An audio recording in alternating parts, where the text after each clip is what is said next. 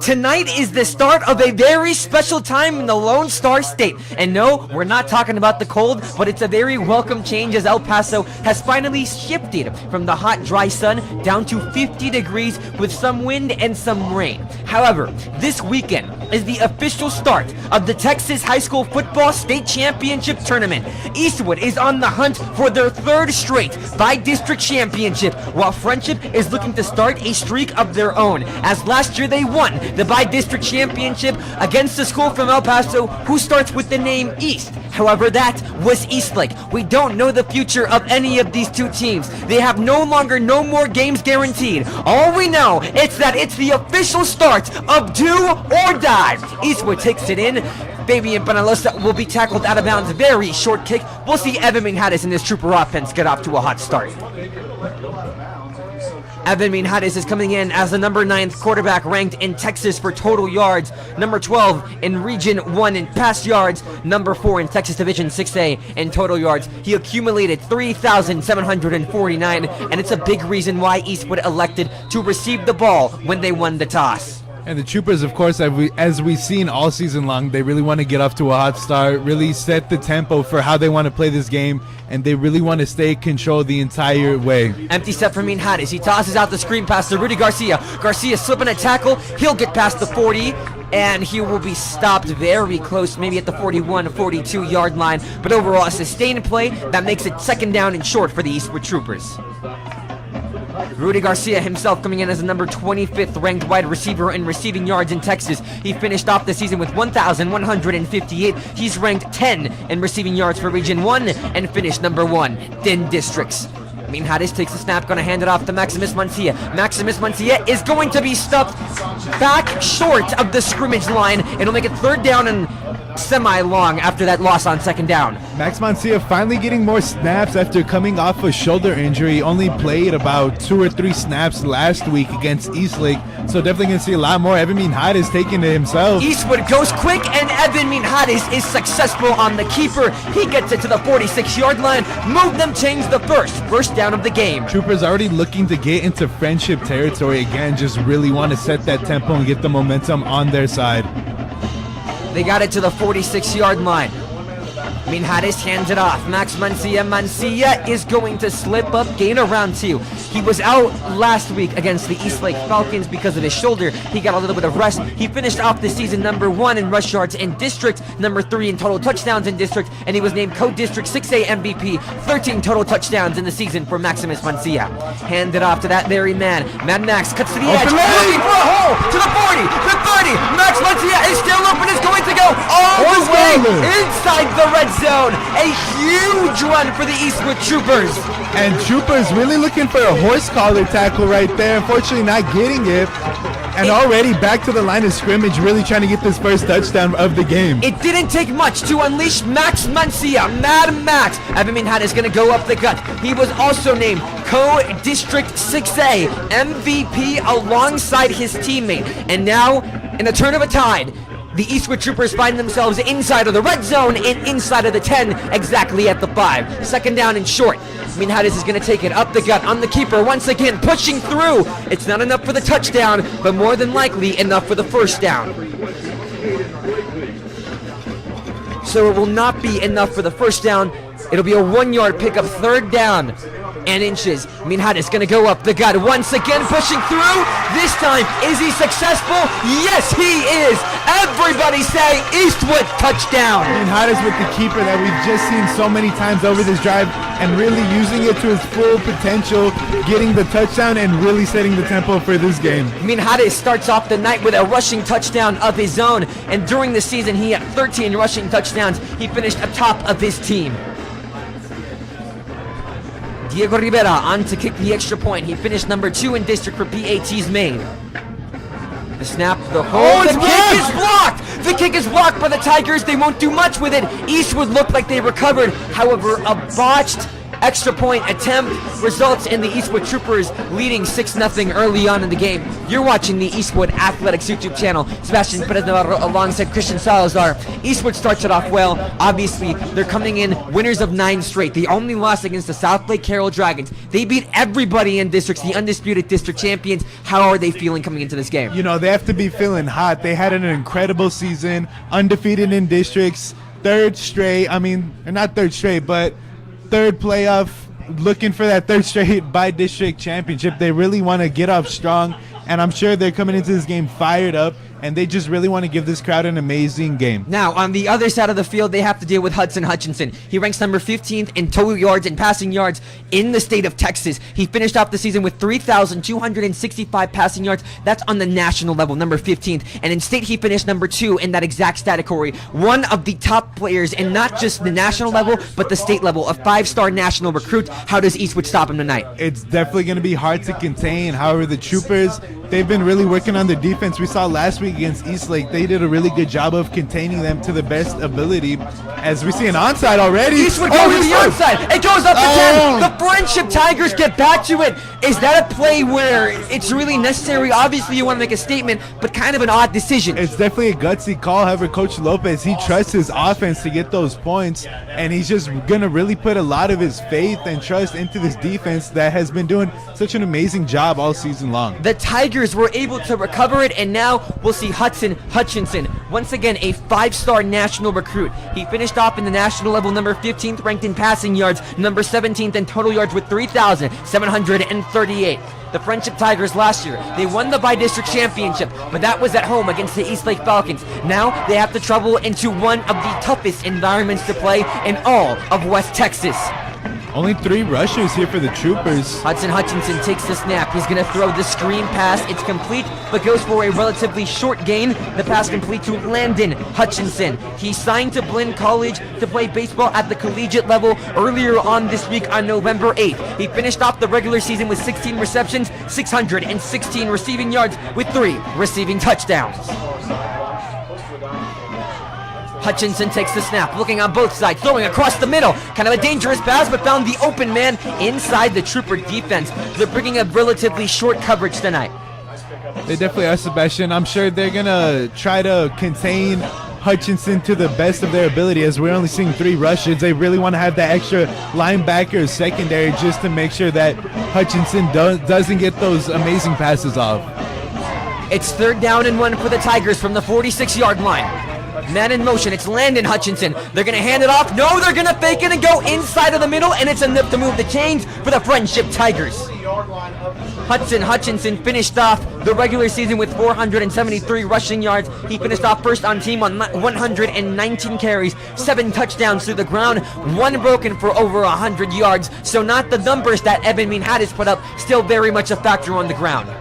Hudson Hutchinson back to pass, looking, throwing underneath. The pass is complete, breaks it. The Frenship Tigers are going to go all the way into the end zone. Touchdown, Frenship Tigers. And Lane Stone, the number 1 receiver on this team, already coming up huge to make the score even and to potentially be up with the converted extra point attempt.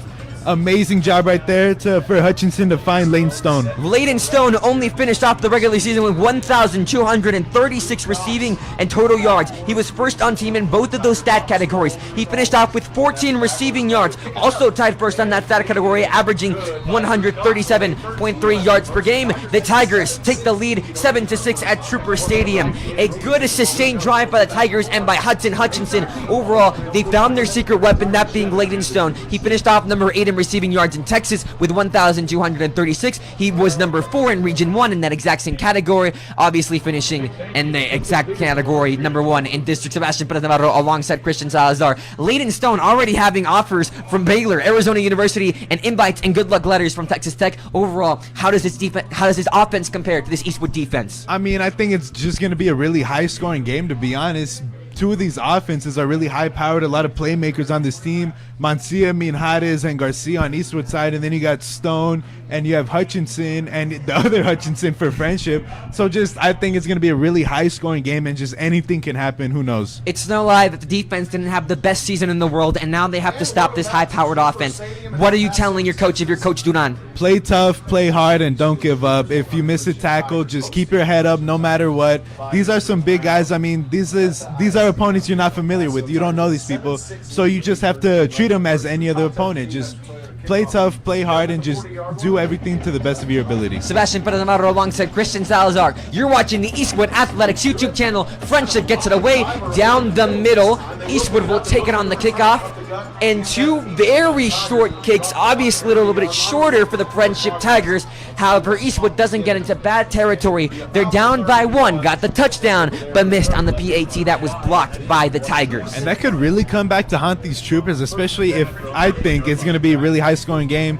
That extra point could really play a huge factor. I'm sure Coach Lopez, though, is going to want to go for two at some point eventually in this game. Two receivers to the right, one to the left. Minjares in the pocket, looking to get out of it. Floats it wide open, man! Evan Macias is off to the races! Evan Macias to the 20! Can we say goodbye? No, but very close!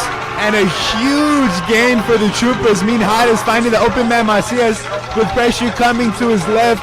An incredible job to roll out the pocket and find Macias, get a 60-yard gain all the way in red zone territory. Troopers will hurry up to the line. They send three receivers to the right, one alone to the left. Minjares takes it, trying to look for his second rushing touchdown of the game. It'll slow down Eastwood, but a huge play to make a statement against the Tigers. The pass complete to Evan Macias, finished off the season with 16 receiving yards, 309 receiving yards, 4 total touchdowns. And Macias was just wide open on that play. I don't know where the Tigers secondary went, but they were nowhere to be found. Now they bring in the leader in receiving touchdowns, Alex Sanchez. He has been a stud, especially considering that he's part of the class of 25. They're going to hand it off to Mad Max. Makes it through. Everybody say Eastwood touchdown. And Max Mancia already finding an open hole. We have a replay going right now to show that.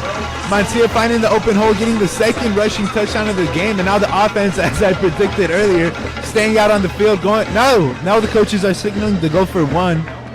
Minjares and his offense was still saying out. However, Coach Lopez just wants to go for one and play it safe here. It's 12-7.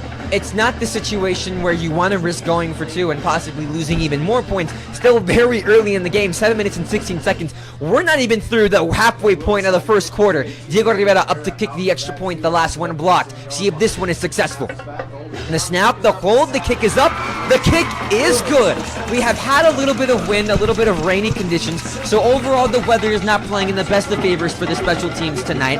However, for Eastwood, overall a good start, but a little bit too fast on the play. You know, I don't think so. They always want to set that tempo coming into the game. They always elect to receive first, and they just try to set the mood the best that they can. They want to stay in control, and rightfully so. This offense is really high-powered, and they want to use all their weapons that they can. Eastwood is coming in with a ton of momentum. Not only that they beat the Eastlake Falcons last week 56-22, but at the same time they achieved perfection in District 1-6A, beating any and every district opponent here in El Paso, Texas. Overall, what is Eastwood momentum coming into the night? I mean, it's just they're riding off that huge momentum that they have. Again, district champions, undefeated at that too. Only loss coming to South Lake Carroll the first week of the season. I mean, it's a huge season that they're having, and they're wishing to continue that in this playoff.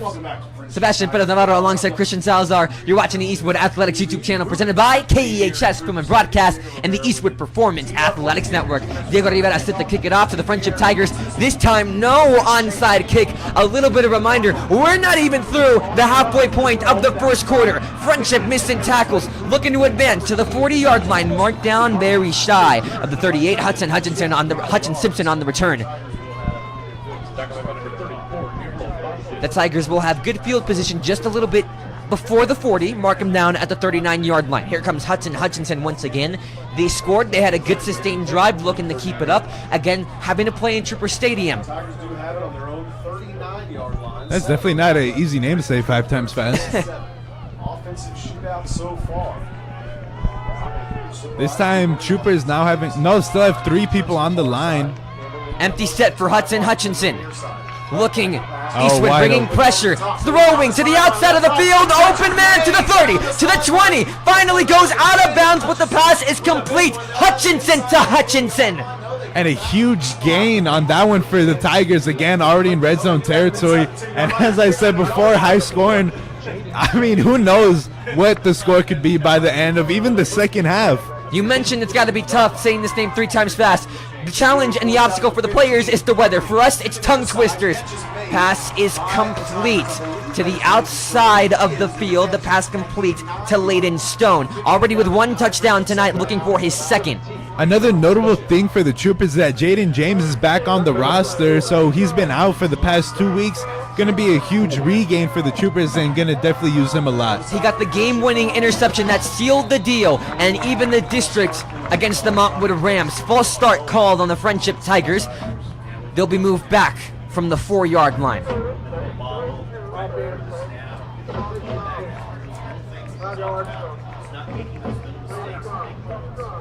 So move them down from the 9 due to the false start. It slows down the Tigers a little bit, however the clock remains stopped. The Tigers today accomplished the 5-hour, 19-row journey all the way from Wolf Fork, Texas to El Paso, Texas. You gotta be wondering how the travel is affecting their performance today. Good pass, spiral a little bit off, but able to complete it to Chase Campbell to move the chains for the 1st down. And Troopers now finally putting 4 people on the line, try to get more pressure on Hutchinson, not give him as easy ability to get those passes off. Chase Campbell finished off the season with 955 receiving yards, finished number 14th in Region 1. They're going to hand it up the middle, and the Tigers respond at the snap of a finger. Touchdown, Frenship Tigers. Calling him down in the backfield. At least it looked like it. I think they're saying that. And no, they said the snap was too low and Hutchinson's knee was down. So in one of the weirdest plays you'll see, as you saw, Christian, that rush was right into the end zone. However, snap was too low, knee goes down, that is a down. So the touchdown doesn't count out of a little bit of a mistake from Hutchinson. The Tigers can't be too happy with themselves. Instead of the touchdown, they'll face 2nd down and goal. Hutchinson looking into the end zone, wide open man. Layden Stone's got number 2, and now officially touchdown, Frenship Tigers. And again, Layden Stone wide open, getting his 2nd touchdown of the game and the Tigers' 2nd touchdown of the game. Just, again, huge scoring game, I think, is coming right here. Off to kick the extra point. The Tigers can take the lead. As always. Drew Cox up to kick it off. The snap, the hold, the kick is up, the kick is good. The Tigers take the lead 14-13 in Trooper Stadium with 5 minutes and 42 seconds to go. We are barely through the halfway point of this 1st quarter, and already 2 scores from both of these teams. You said high-scoring game, Christian, but how crazy is this going to get? You know, I think anything could happen. I think it's going to be a really high offense, a lot of passing, I think. I mean, we just saw about a 60-yard gain from Minhares to Macias. And again, 60-yard gain from Hutchinson to Campbell. Just a lot of passing, not rushing. I think both teams are going to rely on the passing a bit more in this game. The Tigers tonight come off a 3-game win streak, all of them being in district. They finished off the season 8-2. However, when it comes to the marker that counts district-wise, they finished 3-2. They're coming off beating the Bobcats San Angelo Central 41-34 on their senior night, having to make that 5-hour 19 road trip down from Wolf Fork, Texas to El Paso, Texas.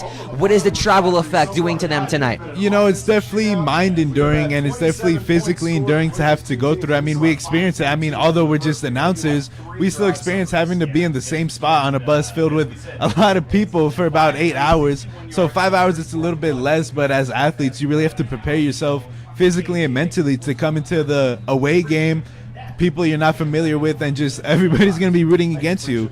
And especially on the other side of Texas, it's not going to be familiar ground for you, so you're going to have to really try to adapt to that.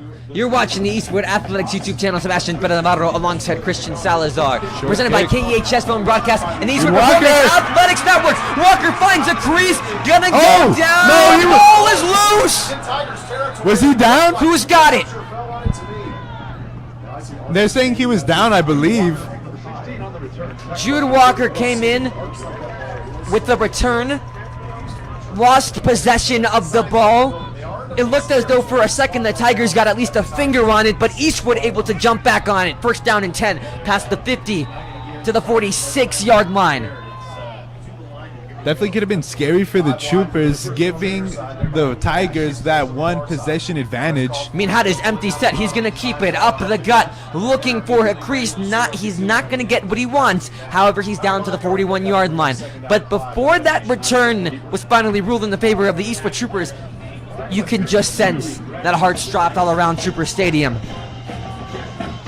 This is the first playoff game being contested at Eastwood Trooper Stadium, with the new alignments, the visiting side and the home side being divided across the field from each other.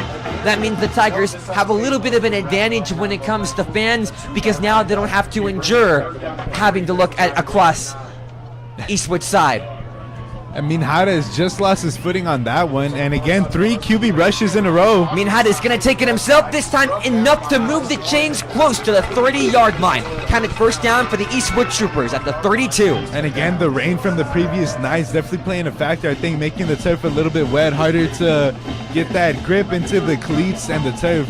It's been raining for now 2 days in a row in El Paso, Texas. Not climate that Eastwood or the city as a whole is used to. The handoff to Max Mancia that goes for good yardage, moves him 6 yards to the 25-yard line. It'll be second down and 4. Eastwood moving the ball slowly yet surely. Minhada takes the snap, gonna hand it off to Max Mancia again. Slips a tackle, still on his feet, still alive, and it is enough to move the chains for the Eastwood Trooper. First down. Taken down by Caden Blakely. Definitely a huge dude as a linebacker, standing at 6'4", 260 pounds. Definitely a scary sight to see across the line for the Troopers. He finished off with 94 total tackles. He was first on his team, averaging 10.4 per game. And as you said, Christian, a really big dude. Hand it off. Max Mancia may not be as big, but his heart really shows his size, because he's going for good yardage, already having a touchdown tonight and looking for another one.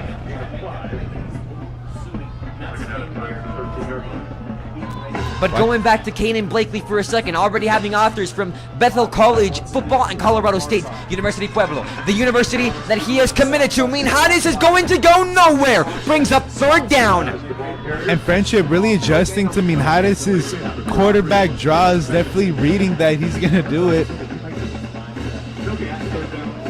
Third down and 5 for the Eastwood Troopers. They send 3 to the left, 1 alone to the right. Max Mancia on the left of Minhada. Minhada is going to take it in himself. Goes to the edge. Is it enough for the first down? It looks as though he'll be 1 yard short. We'll see the call. Rule it.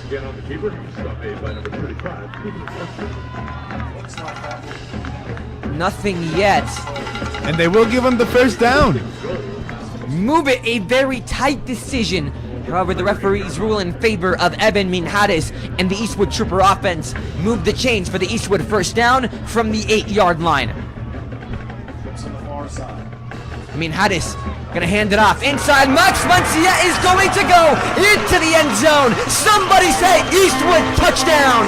Max Mancia finding the open holes again with this amazing O-line. We've got a replay going to show that. Again, Mancia's second rushing touchdown of the game. Only 10 minutes into this first quarter, and again, just 5 touchdowns already from both of these teams. Max Mancia already his second, not even finished with the first quarter. Julio Lopez is keeping his offense on the field. It looks as though Evan Minhada will go from empty set, having a word with his coach. They sent 3 receivers to the right, 2 alone to the left. Now it looks like a little bit of a shift will happen. Again, they're trying. They know the Tigers. They've been combating with touchdowns of their own. They want to be up by 7, not up by 6. Minhada is rolling out, looking, lobs it to the end zone! Garcia's direction, but it falls incomplete, deflected by the Tigers, and now they're down 19-14. The lead only by 5 points. So special teams mishaps, they've really cost Eastwood and could possibly play a factor early on or later on in the game. I think it's definitely going to cause a factor later on in the game, especially as I've been saying it all day, and I'm going to continue to say it. I think it's going to be a really high-scoring game, both high-power offenses, and just a lot of things could go wrong if the Troopers don't try to get those points back. There's a very different story surrounding both of these teams.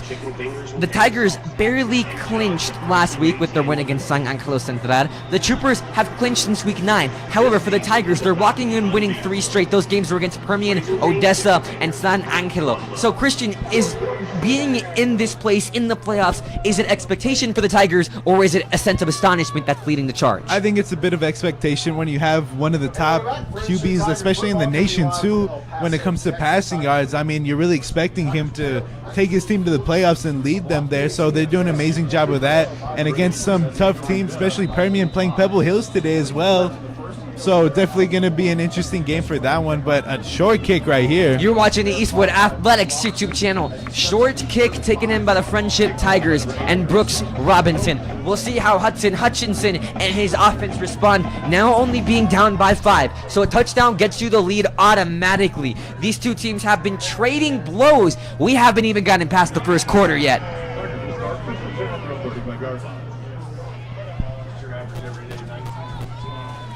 It seems as though both of these defenses have not had time to breathe.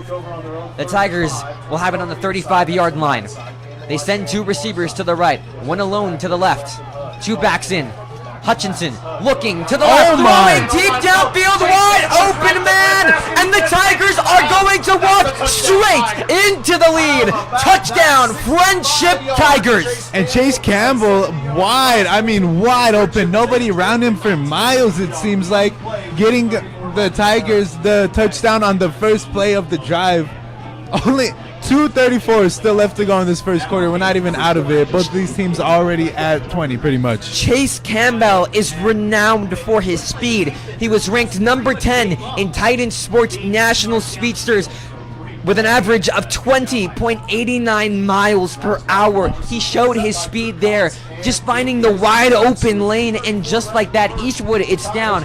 Now, in reality, Christian, Eastwood has come back from being down from teams like Coronado, teams like Franklin, teams like Montwood, you name it. However, this is not a district opponent anymore. These are the Frenship Tigers. Is there a difference in this lead compared to the other ones? There definitely is. I mean, again, it's just unfamiliar environment for the Troopers and even for Frenship as well. But for the Troopers' sake, you're used to playing these teams. You've played them before in the past every single year, and you're used to the opponents, you're used to the crowds, the stadium, and all of that. But when a team comes into your home stadium, especially again against Hutchinson, who's doing incredible things for his team so far, it's going to be hard to compete against and hard to contain him. Now, this game is very special for the Eastwood Troopers because not only is it a bi-district playoff game, but in November of 2015, Coach Lopez got his first playoff win in his rookie year against Frenship, beating them 47-40. It looks as though we're headed that route, but simultaneously, it was also the Troops' first playoff win since 1999. That was a very special win coming against this very school. Now they try to beat them again and go to their 3rd straight area championship. However, it looks to be tough, 21-19 overall. You're watching the Eastwood Athletics YouTube channel. Sebastian Perez Navarro alongside Christian Salazar, presented by KEHS Film and Broadcast in the Eastwood Performance Athletics Network. Eastwood is set to receive. Frenship is set to kick it off on the field. A short kick right here again. A lot of short kicks, a little Nobody bit odd. around it. Eastwood's just going to dive into it. Christian, is there a change in how you want to take your drive, seeing that this is going blow for blow, or do you want to stay fast and really not give your defense much time to rest? I think the Troopers definitely need to settle down a bit. Again, it's high offense. They really need to give their defense the rest that they need, especially if they want to contain Hutchinson and these incredible receivers that Frenship has. They just really need to slow down a bit, I think. They had a missed extra point and a 2-point conversion that was no good. So we'll see how they play this. They put in Jaden Martinez. Send trips to the left, 1 alone to the right. They fake it to Martinez. Screen pass to Penalosa. Penalosa is going to go for solid yardage. Tackled out of bounds by Bryce Garza. But it's enough to move the chains for the first down. Fabian Penalosa, will he have a bigger role tonight than he had in much of the season? He took in 44 receptions, 495 total yards, but overall really backing up people like Alex Sanchez, Evan Macias, and Rudy Garcia. I think it really could be a big night for them. I'm sure Friendship's main focuses are on Macias and Rudy Garcia, so I think Fabian Penalosa and Ramon Laguana can definitely step up for their team if they need to. Screen pass to Garcia, only his second reception of the night. He was targeted on the no-good 2-point conversion, and it's gone for 2 screens. Do you want to include Garcia in your game plan, or do you want to use him as bait for the Friendship Tiger defense? You know, I think you still need to give him those reps when he is your team's leading receiver in receiving guys. You know, you definitely want to give him the ball because he can make those plays. We saw that incredible one-handed catch against Montwood, and he's just doing incredible things so far in the season, so I definitely think the Troopers need to get the ball in his hands a bit. I mean, Hadis' keeper is enough to take it to the 41-yard line. Trips to the left, one alone to the right.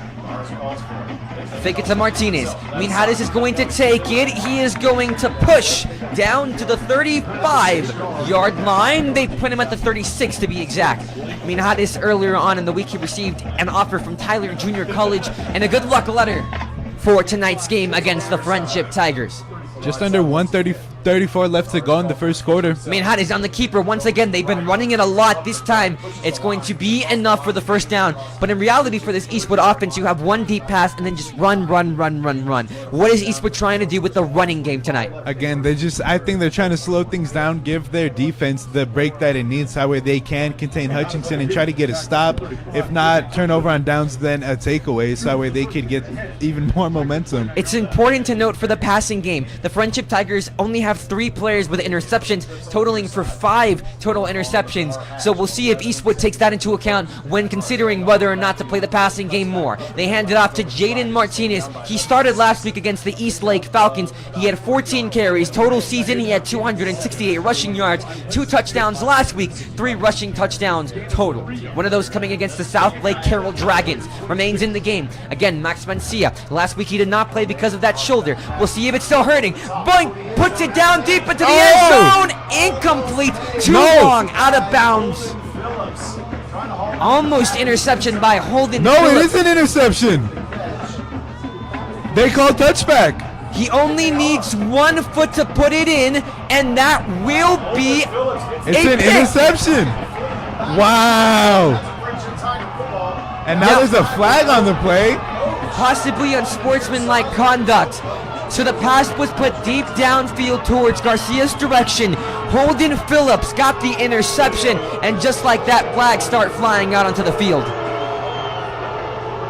And now there's boos all over this stadium. Nobody's happy about that call, especially Coach Lopez getting unsportsmanlike conduct and still showing his frustration on the sidelines. Evan Minhares just launched it straight to the outside of the end zone. Maybe the pass was intended to go out of bounds. However, the rule is in high school, you only need 1 foot in, just like college, for it to be a complete pass. Holden Phillips was able to succeed. So now Friendship can really take control of this game. They're already up by 2, so now they can get that extra possession in their favor. No interceptions for Holden Phillips in the regular season, but now a pick in the post-season.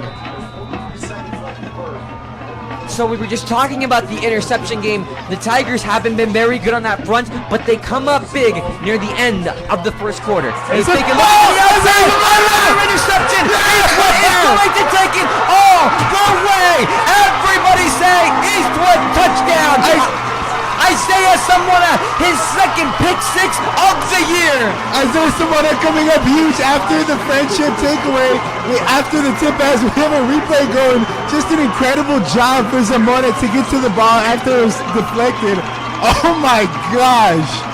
Isaiah Samora had a huge pick 6 against the Pebble Hill Spartans, and he has another huge pick 6, this time in the postseason against the Friendship Tigers. So just like that, you have an interception, and then you have another interception. That's high school football for you. Diego Rivera kicks it up. It is good. Oh my gosh. Eastwood takes the 5-point lead. You're not dreaming.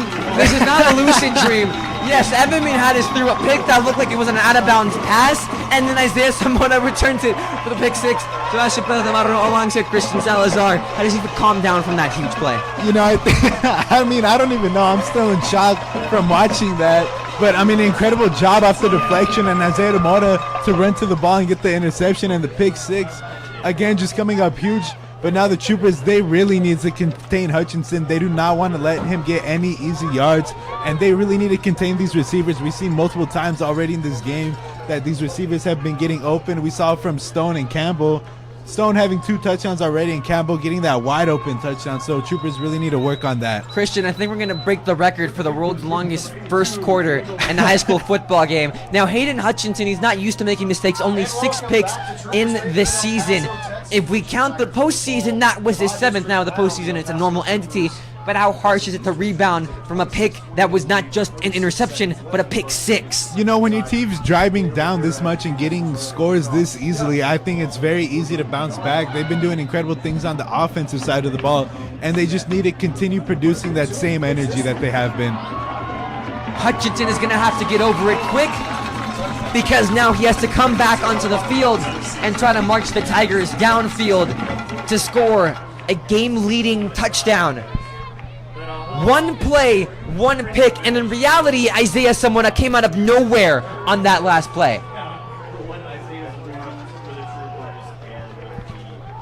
The Tigers will come onto the field. They didn't have the best start in their district. They went 1 for 2. In reality, what unofficially clinched them their playoff spot was their win against Odessa, putting them at a tiebreaker against what was then a 2-1 Broncos team. They finished 2-3 in district. Handed off inside to Cortez. He goes flying over everybody. 2nd down and medium.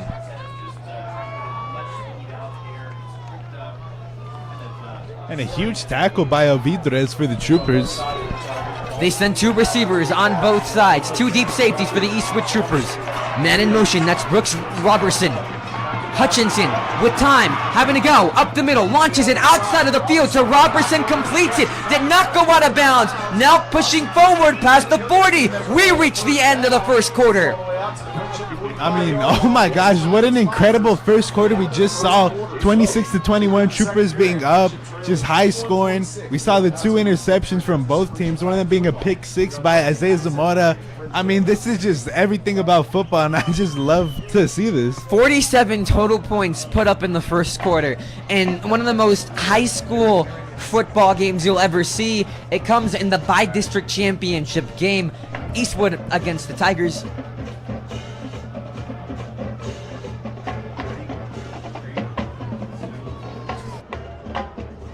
Reporting from Trooper Stadium. We just ended our first quarter with our Troopers leading 26-21. Thank you for checking up on this live update. Go Troop.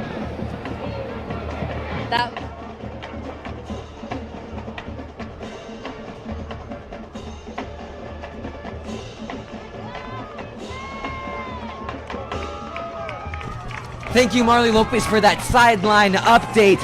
We've got all the punches for you tonight.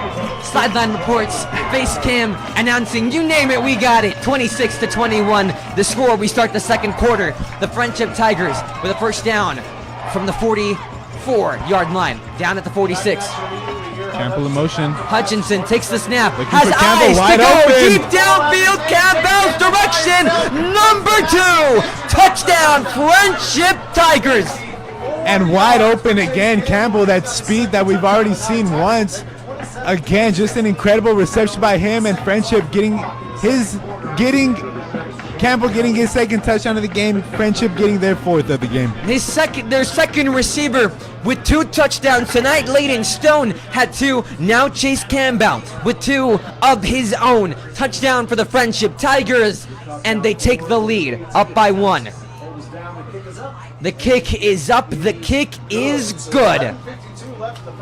28-26. Early on in the second quarter, Evan Minhadis and his offense are now left to respond. However, for Eastwood, they do have the District 1-6A Coach of the Year on their side. And just how special is playing the Tigers in the bi-district playoff game where you beat them in 2015, your first playoff game. How special is it to revisit that exact same situation? You know, it's like a little bit of a homecoming. Coach Julio Lopez going against that team, that sweet victory that he had, his first playoff win. He's really trying to repeat the same thing and get another win against that team and continue in the playoffs. Overall, now for Eastwood, they are down by 2. Special teams is really starting to play an effect here. They struggled with it in the earlier parts of the regular season, really all through the regular season. How do they overcome that? Do you really want to be going for 2 on every single drive? You know, you definitely don't. It's going to play a huge factor later into the game if they don't get the 2-point conversions. We already saw one of them failed, so I definitely think that's not the smartest thing to do. Again, in open midfield, I think Frenship's going to try to kick it into that gap. We've seen a lot of short kicks on both sides. Playoff football does bring a lot of experimentation. Darian Diaz is in as a blocker for the return team.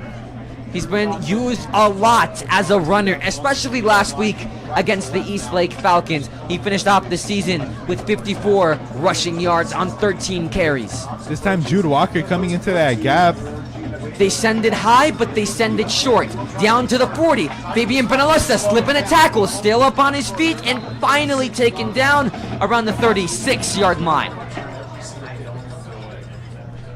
We have not seen a lot of Rudy Garcia, Evan Macias with one main pass, but in reality, it's been the running game that has been taking Eastwood fourth, allowing them to score 26 from 4 touchdowns. But do you want to experiment more with the passing game, or after the interception, do you want to lay low? I think you definitely can experiment a bit more with the passing. I mean, the interception, it was in the back of the end zone. Minhares was really looking for Garcia, couldn't get it, as we have a run by Mancia out to the left. Hand it off to Mad Max, get it to the 41-yard line.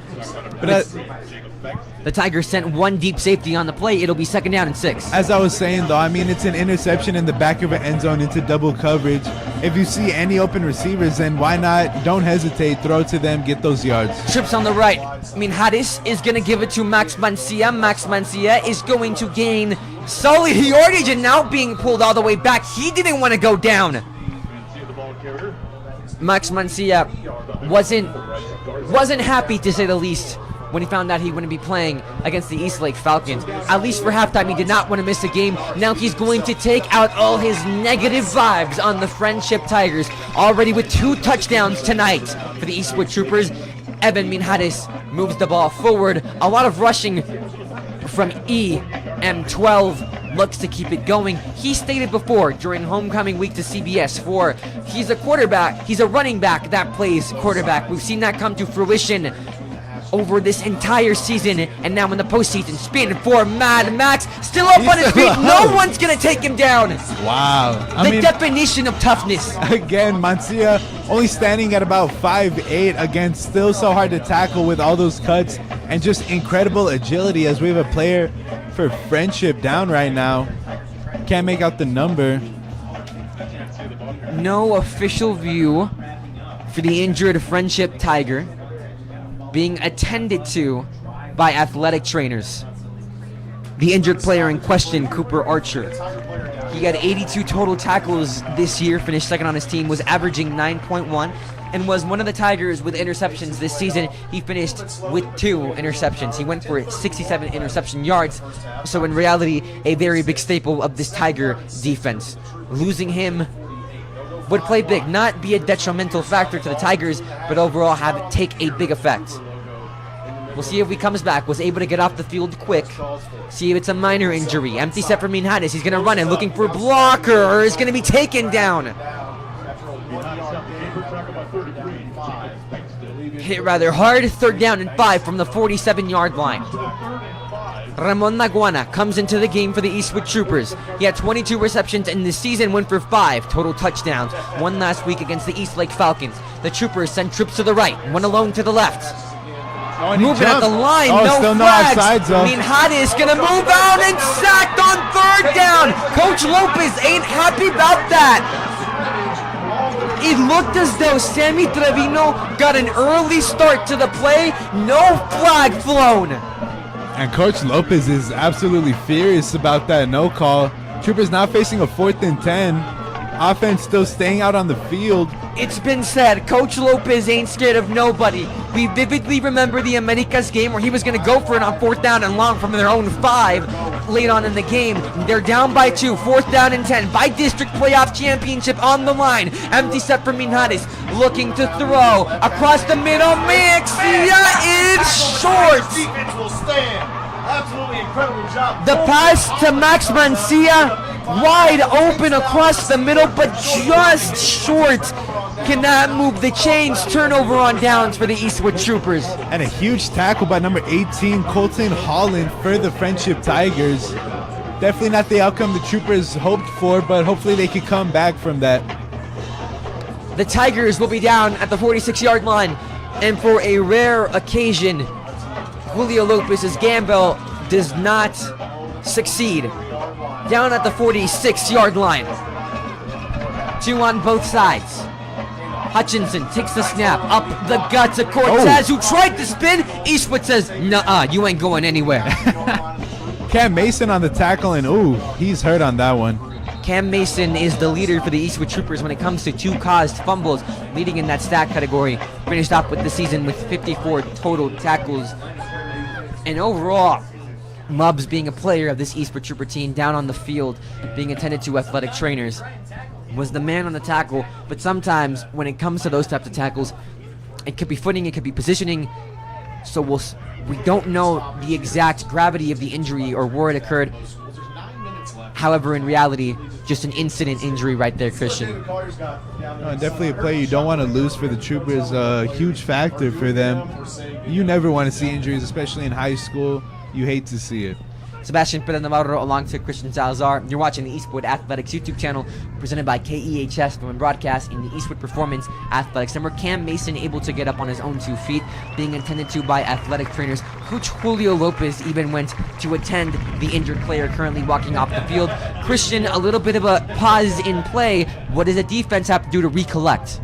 You know, it lets them catch their breath a little bit in between plays, and it gives them that necessary rest. However, they're really going to try to come out and play tough, especially for Cam Mason.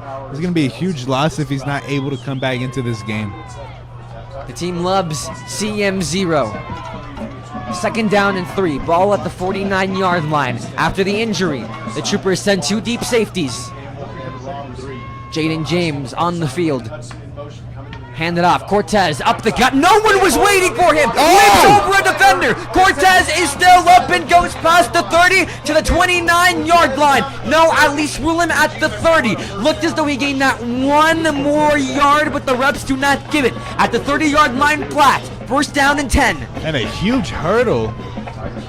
2 on both sides for the Tigers. They go hurry up offense. Hutchinson, free play. Hard count, looking, throwing, wide open man, off the hands, and incomplete. Pass was too deep, but a free play overall. So it will go against Eastwood. You know, and even on the free play, just the Trooper secondary is having a hard time covering Campbell, especially with that speed. Just struggling overall. The Tigers will gain 5 after the penalty at the 25-yard line. 1st down and 5. Ball at the 25-yard line. Man in motion, it's Landon Hutchinson. The screen pass to Hutchinson. Looking at the 20. Down to the 15-yard line and being tackled out of bounds. Frenship definitely going at a fast-paced offense as well. Landon Hutchinson, no touchdowns so far tonight. Finished off the season with 8. 5 to the ground, 3 through the air. Hutchinson next to Hutchinson. Low snap once again. Give it to Cortez. He's really been a power back so far tonight. He's going to gain 1 yard on the play. 2nd down and 9 at the 14-yard line.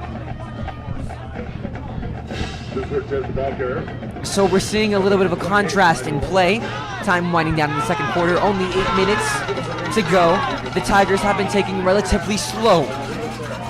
Hayden Hutchinson alone in the pocket, looking, throwing down the middle. Open man, Layden Stone still up on his feet and down, close to moving the chains. up 3rd down and 2 for Frenship. Under 8 minutes to go.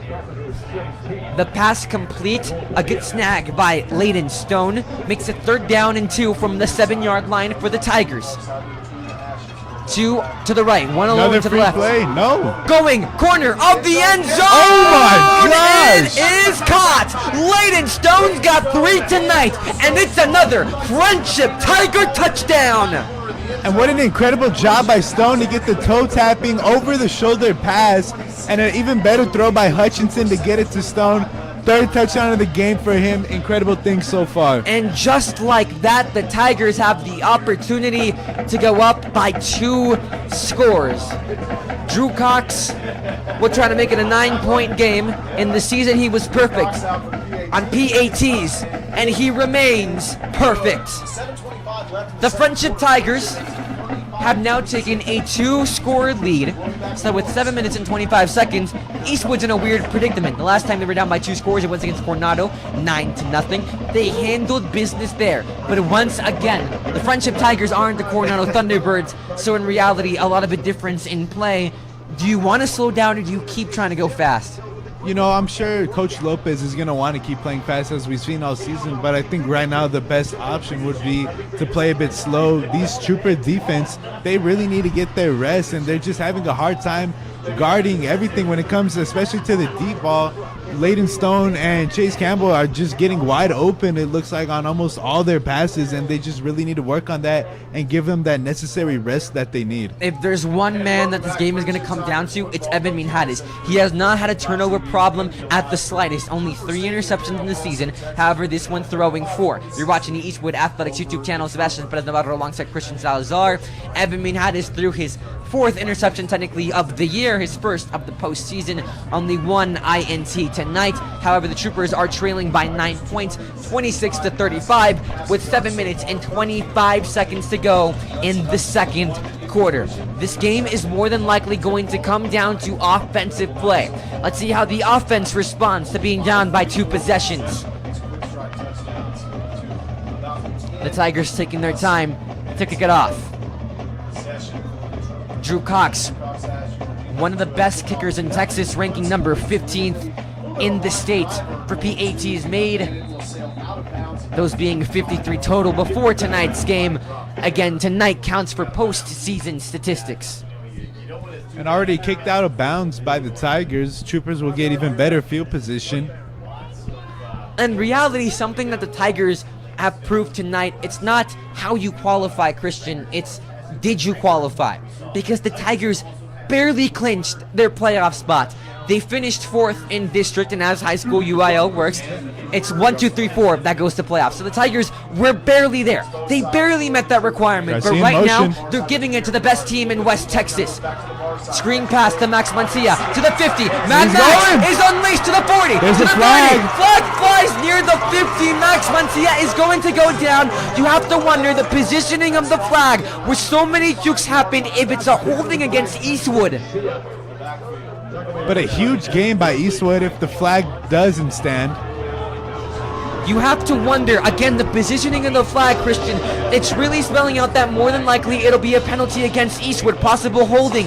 And it will be holding on the Troopers, already marching back even before the call. Call me a genie. 35-26. So, a huge play, but it's going back for Eastwood.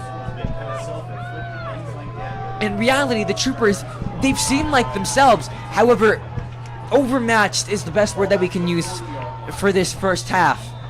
Again, still a lot of time to play. 7 minutes, 9 seconds to go. Ball at the 40-yard line. Minhades with pressure coming. He's going to keep it. Looking to go past midfield. Minhades to the 40, the 35, the 30. Minhades is still up and going to push everyone across. He doesn't care if he sees yellow, because he's going to go as far as the wind blows. And a huge 35-yard rush by Minhades, pushing his offense down into Frenship territory. Hand it off. Mad Max tries to cut to the outside, goes back to the inside. It'll be ruled second down and long. 2-yard pickup on the play, under 7 minutes to go. Troopers definitely going faster. Trips to the right. Three dangerous men. Minhares is going to keep it himself, looking for blocks, looking for room, taken down rather harshly. However, it is enough to move them chains for the Eastwood Trooper first down. Trooper's still able to get a first down right here if necessary. Take him from the 23 down to the 11. They would need 10 yards to get the first down, so if they do get it, they'll be down at the 1 with 4 opportunities to go. They send Laguanya and Evan Macias to the right, 2 to the left. Mad Max goes out as the receiver. Minhares keeps it himself, trying to search for gold. Minhares to the edge is going to be short. Inside of the 5, a lot of rushes so far from QB number 1. Very slow and steady first quarter, very quick second quarter, under 6 minutes to play in the first half. Minhares takes the high snap, looking to run. Frenship lets him go nowhere. Minhares looked like he just got stopped behind one of his blockers. Minhares has had good luck today. Overall, Frenship hasn't had a ton of great numbers when it comes to sacks. They only have 6 players have accumulated 1 sack or more, 11 total. The exact opposite of Americas, who when they faced the Troopers, they got 18 and really got to Minhares. Minhares has done a good job avoiding defenses and especially avoiding the Tiger pressure tonight. But overall, Eastwood is having a lot of trouble trying to get this ball in, but they get it past the first down marker and they have a new set of downs. 4 more opportunities to go for the touchdown. First down and goal. Minhares having a word with Coach Julio Lopez. They've been running a lot. It's been working. Does Julio Lopez have a surprise in his pocket? Or will he keep going with the run? Up the gut. This time, Mad Max trying to look for his 3rd. Does he have it? One arm goes up from the refs. He's just short. Second down and goal. They give it. Minhares on the keeper. This time he is going to be short again. So the Troopers are having a ton of issues trying to get into the end zone, and it's 3rd down and goal again from the 1. Eastwood going quick, trips to the right, 1 alone to the left. And Frenship calling for a timeout, and they do get the timeout off in time. Coach Lopez irate on the sideline. I mean, he's furious right now. I mean, a lot of plays he thinks not going in his favor, and I don't blame him. We saw a horse collar, which I thought definitely was a horse collar in the first quarter on Fabian Penalosa. But again, just a lot of calls not going in the Troopers' favor, and Coach Lopez definitely showing his frustration, not only for himself, but for his players. Sebastian Perez Navarro alongside Christian Salazar. You're watching the Eastwood Athletics YouTube channel. Eastwood is having a real issue trying to push past the Tiger defensive line, but in reality, when you compare the weights, when you compare the numbers, they're overall the same. So what do you have to attribute this issue of getting to the end zone to, as it hasn't really been seen in the regular season? You know, the Frenship Tigers, I think they're just playing really tough right now. They're not letting anything get past them when it comes to the line. The only times where the Troopers are getting a lot of these rushing yards is when Minhares is rolling out of the pocket, and that's gaining a lot of yards for them, as now the offense will come back onto the field. So Troopers really trying to get this touchdown, trying to even the score up. The Tigers do have size. However, that mostly comes from their offensive line. You're watching the Eastwood Athletics YouTube channel. Sebastian Perez Navarro alongside Christian Salazar. Here comes 3rd down and goal from the 1-yard line. Garcia and Laguanya to the right. Keeper for Minhares. This time, no question about it. Touchdown, Eastwood Troopers. A replay going to show that rushing touchdown by Minhares, but what an incredible job. We've been having trouble. They've been having trouble getting past that Frenship D-line, and right now they just did an incredible job to get past it. The Troopers now able to get the deficit by 3. Cannot miss this extra point, to say the least. A crucial attempt going. They don't go for 2. They'll go for the extra point. Diego Rivera. And only the Troopers' first touchdown of this second quarter. The snap, the kick is up, the kick is good. Play the man's music. The Troopers only down by 2. A field goal would go ahead and give them the lead. Play stops, 4 minutes, 20 seconds to go in this second quarter. You're watching the Eastwood Athletics YouTube channel.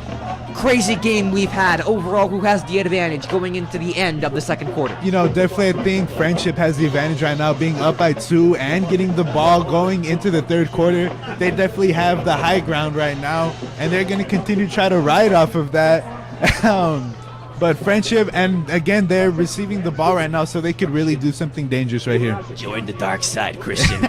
You're watching the Eastwood Athletics YouTube channel. If you didn't think I would have catch that Star Wars reference, I don't know who you think I am. Troopers only down by 2, 35-33 against the Tigers. However, they do have to kick it off, and we alluded to the Tigers having size. But if we're specific with it, their heaviest player is Brooks Franklin at 320 pounds. He is a guard, and he is the heaviest player in 6A Region 1, District 2. Overall, the Troopers have done an okay job at getting to Hutchinson, but he does have that size to help him out. Brooks Franklin has offers from Culver Stockton football. 4:20 left to go in this first half of football. Short kick by Rivera. Diego Rivera, the fair catch, put up for the Franklin Cougars. Waves the signal, Brooks Robertson. And now we'll see the Tigers.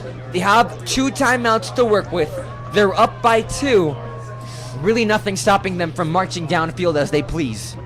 We'll have the Frenship Foundation Leadership halftime show coming up here in just a little bit. And I think the Troopers, they just really need to get pressure onto Hutchinson. I know it's a lot easier said than done, but it's something that is necessary if they want to win this football game. Now, we know that the Tigers could put up points, and their win against the Odessa Broncos, they beat them 77-49. They clinched that key tiebreaker, and overall a huge reason of why they're in this position right now. Landon Hutchinson in motion, screen pass to that very man, to the 30, the 35, still going out of bounds, and up for the first down. We've seen a lot of close markers, this time enough to move the chains for the Frenship Tigers down at the 39-yard line.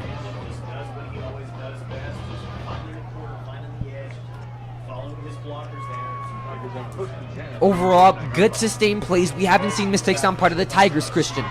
We definitely haven't, except that one interception and pick 6 by Hutchinson, but since then we haven't really seen anything Well, bad. that's a biggie. Other than that, Hutchinson looking, throwing, incomplete. The pass intended to Brooks Robinson. He had 0 touchdowns in the regular season. He's really hoping to get his first, and in the postseason, it would be more than nice for the senior. He is tied on this team as being one of the tallest Tiger players at 6'4". Definitely one of the tallest players on this field tonight. 2 receivers on both sides for the Tigers. Hand it off to Cortez. Cortez fumbles the ball. The second turnover. And is recovered by the Eastwood Troopers. And who, Christian? Nate Mendez with the... Oh my gosh. So Nate Mendez recovered the fumble. Troopers are going to get the ball at about the 40-45-yard line. I know you love saying his name, Christian Salazar. The Troopers recover the fumble. 2 turnovers for the Frenship Tigers. Eastwood gets the ball right back, only down by 2. Now, Troopers, they really need to utilize this possession right here to try to get that score going into halftime. They're at the 46-yard line. I mean, Hadi's going to dive. Not a very good organized play right there. Loss of about 1 yard, 3:50 left to go in the second quarter. Does Eastwood really need to start considering utilizing the deep ball? Again, their only deep pass to Evan Macias, that was in the first quarter. I think they could rely on the run game a bit more right here. They really need to drain this clock out, not give Frenship any ability to get a score going into halftime. Dropping deep downfield, keeps it himself. Oh! 50, pushing, trucking alongside. Somebody utilized them sticks because Evan Minhadis kept going and no one put him down on his own 2 feet. Already, though, the Troopers are facing a crucial third down, 3rd and 2nd to be exact. 3 minutes, under 15 seconds to play. Watch it. 33-35 the score. Minhadis up on the keeper. He's going to push them chains to go forward. And I wasn't going to say watch the QB draw before, but as long as I know I was right, I'm happy. We've got the genie ball in the back, just trying to tell the future. Laguana, Macias, Garcia all in. However, Laguana, Macias, and Garcia remain with 0 touchdowns tonight. It is definitely something that the Troopers rely on a lot, though, throughout all of their games. Whenever it comes to a crucial third down, Hades is usually always the one to keep the ball. Out to the flat, Max Mancia with 3 TDs tonight. He finished the season with 13 total touchdowns. However, he was bested in the rushing touchdown category by his own teammate Evan Minhadis, who finished with 13. Max Mancia, due to him not playing last week due to his shoulder, he finished with 11. But now trying to become the leader in the postseason at the very least. Trips to the right, one alone to the left. Hand it off to Mad Max, who is going to use his sticks and move around. Get it past the chains for the Eastwood Trooper, first down. Troopers still having 3 timeouts left to utilize. Friendship only having 2. First down and 10 at the 29-yard line. Max Mancia has been showing that he's been able to get it done through the long range, but at the same time make the most of a short field. Under 2 minutes to play. Once again, we remind you that Eastwood received the ball. They won the toss, elected to receive. The Tigers will receive in the second half. So in reality, Eastwood has to make the most of this drive if they look to go forward. Kaden Blakely took his time getting up after that play. However, he seems to be okay. Once again, being a Colorado State University Pueblo commit. Hand it off to Max Mancia, who is going to go for huge yardage and an Eastwood Trooper first down. Only 125 left to go. Troopers really want to get this touchdown and not give Friendship any time left to get a touchdown. Eastwood has had good clock management, considering that they still have their 3 timeouts remaining with 1 minute and 15 seconds to go. Minhadis having a word with Coach Lopez on the sideline. They send trips to the right. Again, Laguana, Macias, and Garcia to the right. Penalosa alone to the left. They've really been putting a highlight on Fabian Penalosa's name tonight. Hand it off to Max Mancia, who is going to go all the way to the 1, close to it, down to the 3. He was ready to leap over everybody on that play. Got airtime on that one. And the Troopers will call timeout. So a timeout, a very good drive being shown by the Eastwood Troopers. And as we take a break, we want to give you a big thank you for spending your Veterans Day with us, Sebastian Perez Navarro alongside Christian Salazar, and we want to give a huge thank you to all our veterans who are here at Trooper Stadium, here watching the game, or are just with us in general. We thank you for your service. We are ultimately in the greatest of gratitude for it. Now, Veterans Day for us, it really gives us a break from school, so does that mess with the players' minds just a little bit, not having that school day? You know, it could definitely throw them a bit out of their element. They're used to going into football right after school. So I think maybe with that extra rest, it could be beneficial to them, but at the same time, it could be costly. Overall, for the Eastwood Troopers, they were down by 9. They're coming back slowly but surely. With 40 seconds to go, how do you punch it in here? Right here, just keep running the ball. You have 2 timeouts left. You do not want to give Friendship any time to get a touchdown if they get possession back. You definitely don't want to give them time. And we've seen they've gotten touchdowns in one play, so they definitely don't want to do that. You do have both of the District 6A MVPs on your side, Evan Minhadis, Max Mancia, for their great efforts. Max Mancia with 3 touchdowns tonight, trying to get to 4 before the end of the first half. 40 seconds to go, first down and goal. Macias in motion. Minhadis takes it, hands it off. Mad Max up the gut. Is he in? Just short, right at the 2. They'll mark him, gain of 1. And now timeout taken. This time by Friendship. Want to stop the clock. Try to give them some time to get possession and get a touchdown out of it. Friendship will be down by 1. Now, when taking this timeout, you've got Eastwood at the 2. What are you discussing if you're the Tiger defense? Just honestly, if I'm Tiger defense, I'd say let them score. Let them score. You get the ball back. You have time to get a touchdown. You still have 1 other timeout to use. With Eastwood being this close, it's almost guaranteed that they're going to get a touchdown. However, I don't want to jinx it. But the Troopers, they're definitely very close to getting a touchdown. So Friendship, they want to get that touchdown out of it. They want to make sure they have enough time to do so. And now here's something to consider if you're the Friendship Tigers. You get the ball back at the start of the second half. So in reality, if you let Eastwood score here, you have as many timeouts as you possibly can. With that timeout, they're down to 1. you would have at least some time to go down the field, move the ball, get a field goal, and then make the lead larger by scoring a touchdown at the start of the second half. How do they take that time out? Low snap by Minhares, and it just botches the entire play. Third down and goal upcoming. See, but now it does help a little bit though, because the clock is still running. However, it is third down and goal now. We're down to underneath 20 seconds. Trips to the right, went alone to the left. This time they change it up just a little bit by putting in Alex Sanchez in the middle. Timeout taken, we'll see by who. This time by the Troopers. And definitely not happy with the result on that one. Once again, more struggle trying to punch it in. What is the Frenship Tiger defense doing that really no other district opponent has been able to solve when it comes to stopping Eastwood from scoring inside of the end zone or the red zone? They're just getting past the line, quite frankly. The Trooper O-line has been incredible all season long, and rightfully so. They've been doing a good job of protecting their quarterback, finding gaps, or creating gaps for their running backs, and they've just been doing an amazing job, but they're having a bit of a struggle trying to push through and get that running game, especially going into the end zone.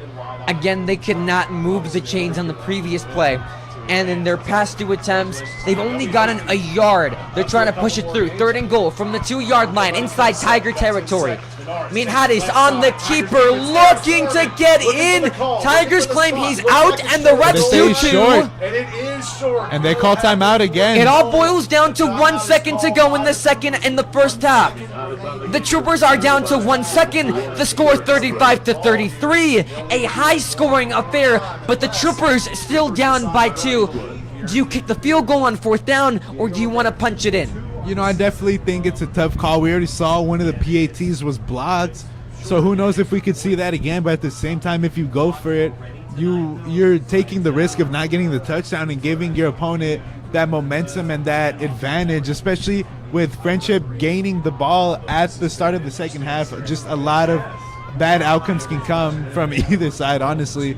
But I believe the offense is staying on the field. I still don't see Diego Rivera coming out. The clock gets reset to 4 seconds, so you don't have it at 1. You have 3 more to go. But it still is 4th down and goal from the 2-yard line. Having a lot of trouble trying to push it in. We'll see how this second half ends. They'll put Macias out of the field, Laguana and Garcia into the field alongside Penalosa to the far left. You're watching the Eastwood Athletics YouTube channel. Sebastian Perez Navarro alongside Christian Salazar. One last opportunity before the first half comes to a close. Penalosa in motion on the keeper. Minhares is going to be no signal. No, they say he's short. He's short. Not in. They say he's short. And it's a turnover on downs, and the Tigers hold on. And there's a flag on the play and an injured Frenship player. More than likely on unsportsmanlike conduct, considering that the flag was thrown after the play happened. So the second half ends on a very questionable ruling or a very questionable penalty. So the Tigers stopped Minhares short. It looked like that from our perspective. He did not gain enough.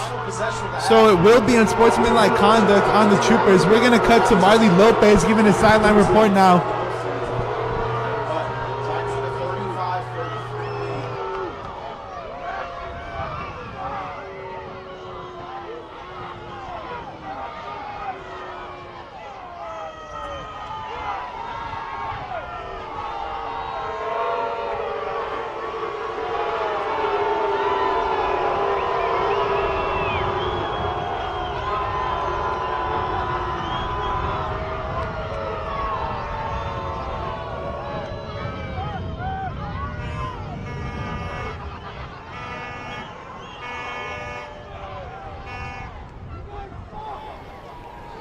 Hey Troop, this is Marley Lopez reporting live from Trooper Stadium.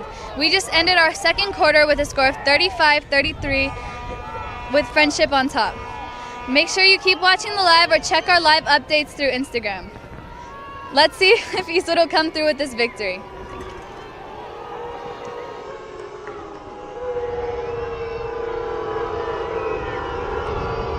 The first half with you.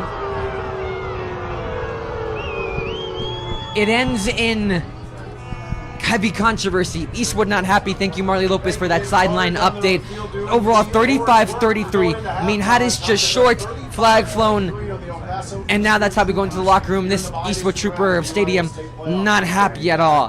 How does Eastwood reset before we end off the first half? You know, they can't really get pressure onto Hutchinson right now, so I think the best thing to do for the Troopers is try to wrap up the opponents and just try to get a strip, try to get a turnover by a forced fumble. We saw how huge it just came up on their previous drive, and I think that's really what the Troopers need, just try to create turnovers. Overall, 68 combined points on both of these teams. We expect more from the second half, but for right now, you're watching the Eastwood Athletics YouTube channel presented by KEHS from the broadcast and the Eastwood Performance Athletics Network. Don't go anywhere. Christian Salazar alongside Sebastian Perez Navarro will be back with you in what's been an outstanding game so far. We'll see ya in the second half.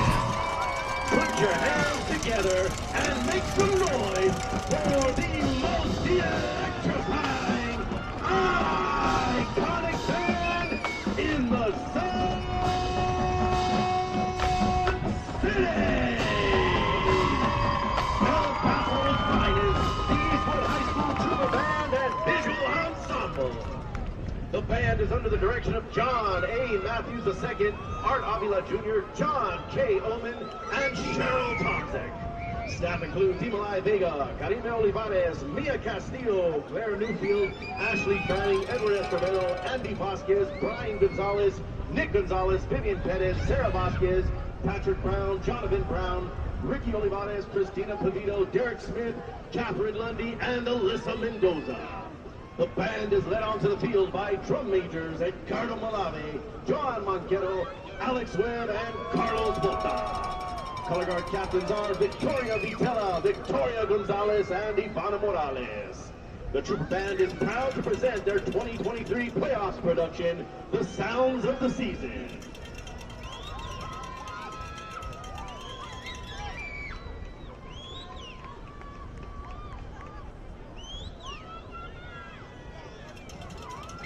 And now, ladies and gentlemen, the band!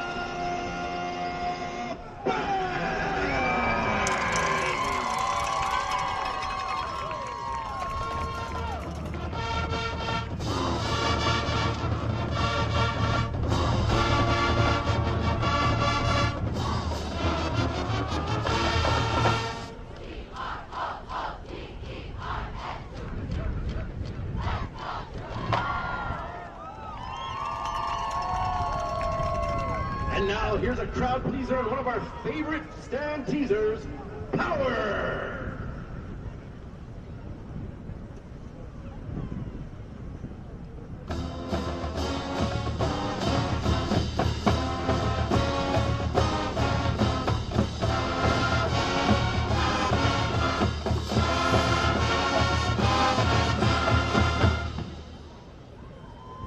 This next chart was made popular by the great Rihanna and was a Billboard Top 10 chart of 2007. Get up on your feet and move to the beat as the Trooper Band plays Don't Stop the Music.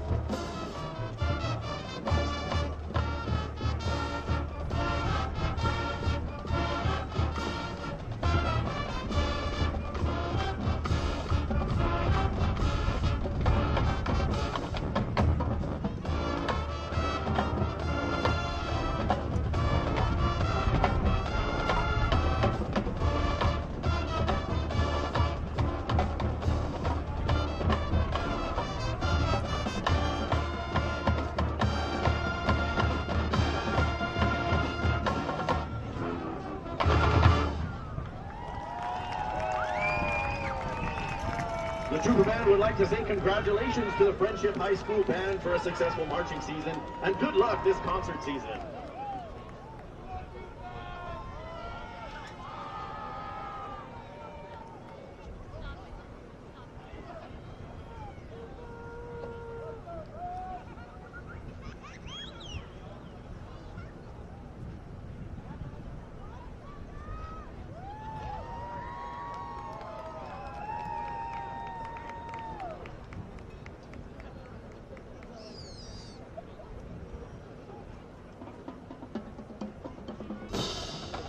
And now, ladies and gentlemen, Eastwood High School is proud to present the 2023-2024 Eastwood High School Trooperettes.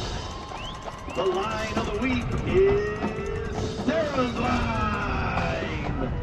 The Trooperettes of the week are Hannah Cabrera, Daisy Olsen, Ariana Jaime, and Naylen Lerma Campuzano. Social officers are Faith Arena, Sienna Cervantes, Victoria McKinney, Frida Nunez, and Alyssa Rodriguez. Captains are Genevieve Anguiano, Sarah Cereces, Angela Chavez, Maya Covey, Jaden Delgado, Leah Herrera, Jocelyn Perez, Tabitha Oliva, Soleil Queenie, and Lala Quiros. The Trooperettes are led onto the field by co-leader Addison McBain and leader Dionise Chavez. The Trooperettes are under the direction of Mrs. Ursula Casas. In honor of Veterans Day, Trooperettes would like to thank America's veterans for their patriotism, love of country, and willingness to serve and sacrifice, and dedicate their performance to Love Runs Out to all those who have served and are currently serving.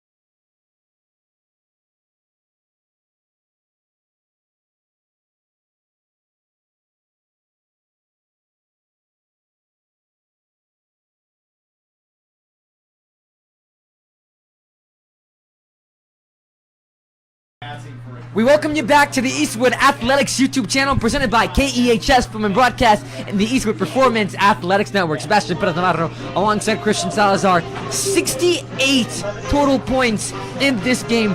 35-33 in a very controversial ending to the first half. Christian, take us through it.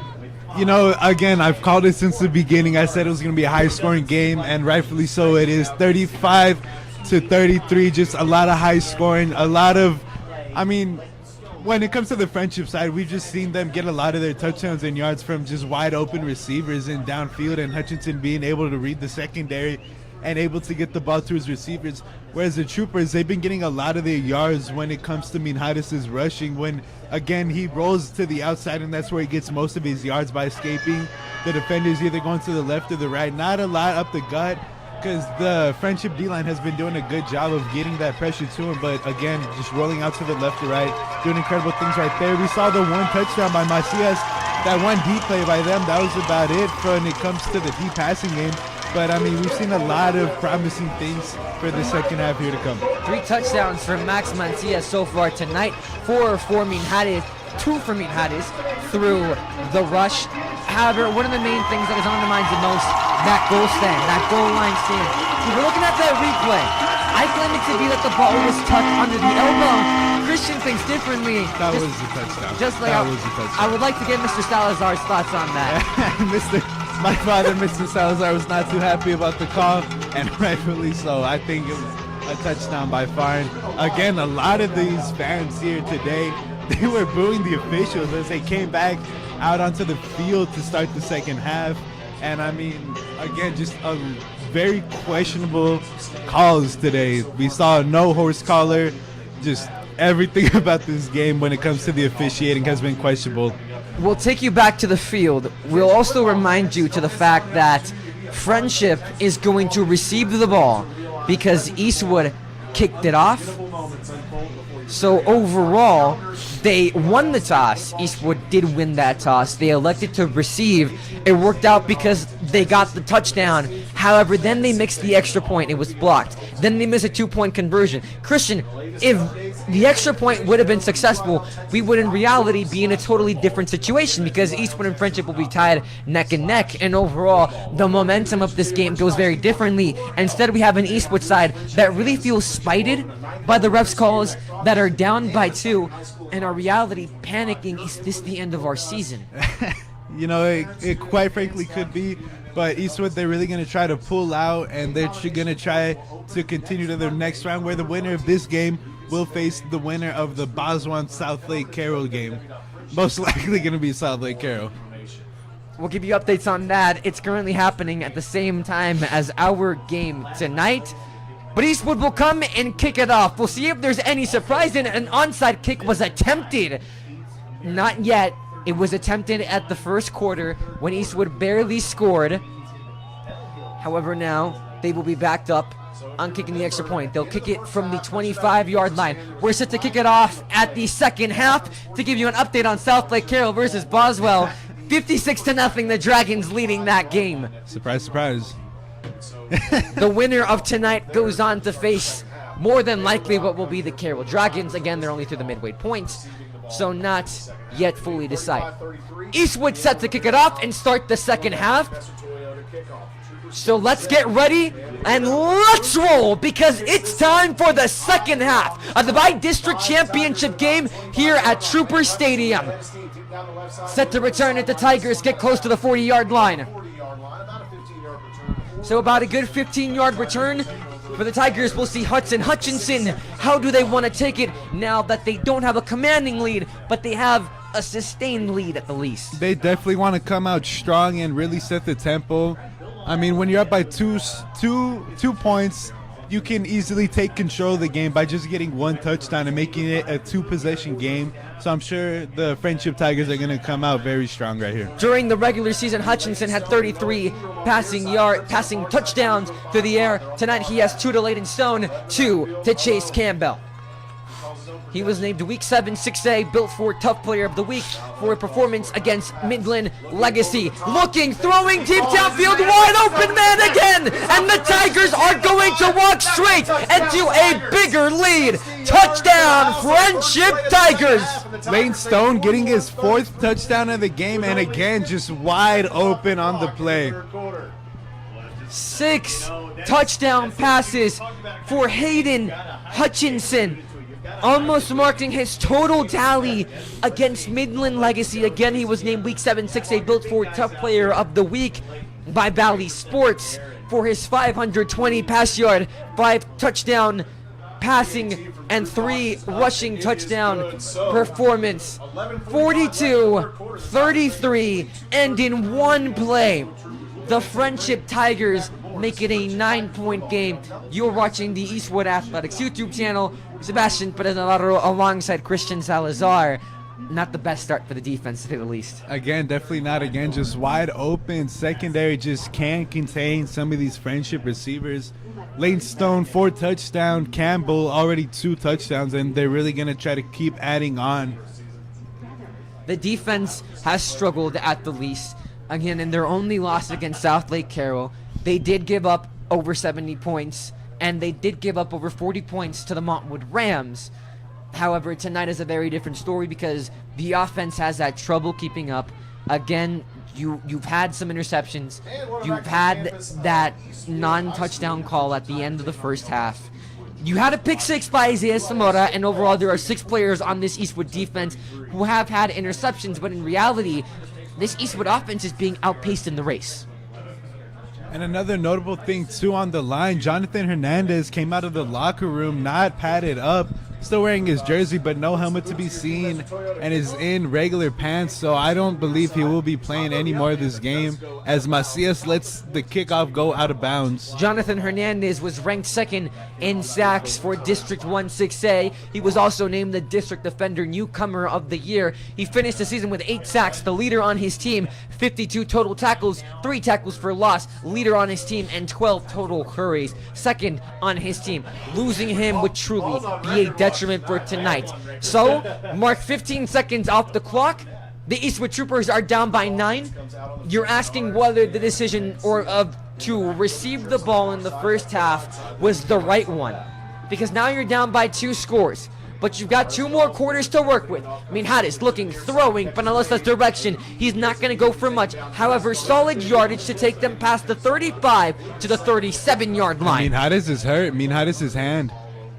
Minhares is going to go off the field. He's in short sleeve, being attended to. His finger, I believe he dislocated his finger. it's on his left hand. Minhares does not look happy on the sideline.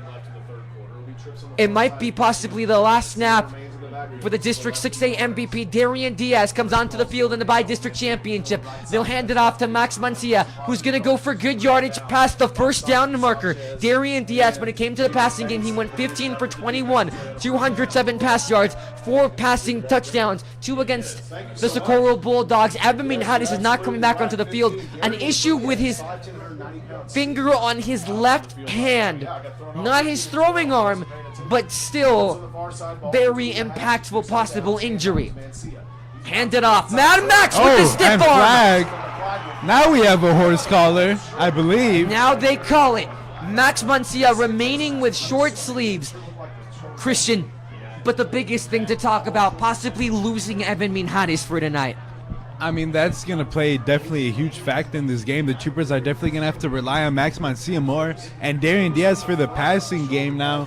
But, I mean, it's a loss that you cannot afford to lose, especially if you do win this game. Going to the next game, who knows if he could be ready for that. But right now, you're losing the quarterback who's ranked number 9 in total yards in Texas, number 12 in pass yards in Region 1, number 11th in pass yards in Texas Division 6A, and number 1 in district in both of those stat categories, putting up 2,840 pass yards and 909 rushing yards. You're losing your star player if he can't come back into this game. But for that man, number 15, Darian Diaz, with the rush to the 40-yard line, a man who loves football and a man who really hasn't gotten the opportunity to show what he's all about, and someone who wants to keep playing football at the collegiate level. You don't have to question spirit. and you don't have to question whether or not he's a quarterback who wants to keep you in the game. Short pass to Fabian Penalosa. A good decision by Darian Diaz. Penalosa slips a tackle and is going to go past the chains for the first down. And another flag flies. Gonna be an unsportsmanlike conduct late hit for Frenship. A quiet shush came over the crowd in Trooper Stadium after Minhades exited. Darian Diaz still commanding his offense, but in reality, now you're wondering about talent, because Darian Diaz hasn't gotten the opportunity to showcase his talent to not just Eastwood, but El Paso as a whole. So you've really got a big question mark over whether or not Eastwood is going to be able to sustain.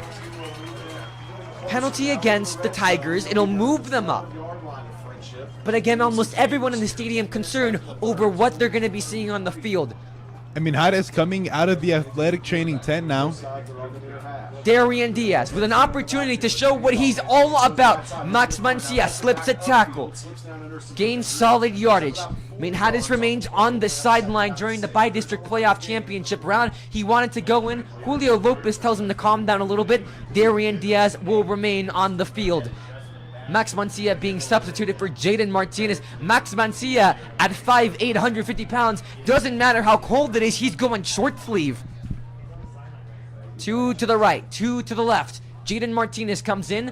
Hand it off to Martinez's direction, looking for more yardage. Biting, still trying to get to the line to gain. He is going to be very short, down around the 1 or 2 yard line. And Jaden Martinez making the useful time that he's getting, really pushing the ball down, making it 1st and goal now, really looking for this first touchdown of the half. Darian Diaz takes the snap. He's going to take it in himself, trying to get his first rushing touchdown, and trucks through everybody. Everybody say Eastwood touchdown. Darian Diaz really coming up big for his team, especially with Minhades coming out. Replay going to show that. But Darian Diaz coming in huge for his team when they need him the most, and he got them the rushing touchdown. Incredible job by Darian Diaz. Last week he was used as a runner. 54 rushing yards in the season, 13 carries throughout. We saw it against Franklin, we saw it against Eastlake, and tonight Darian Diaz made a statement.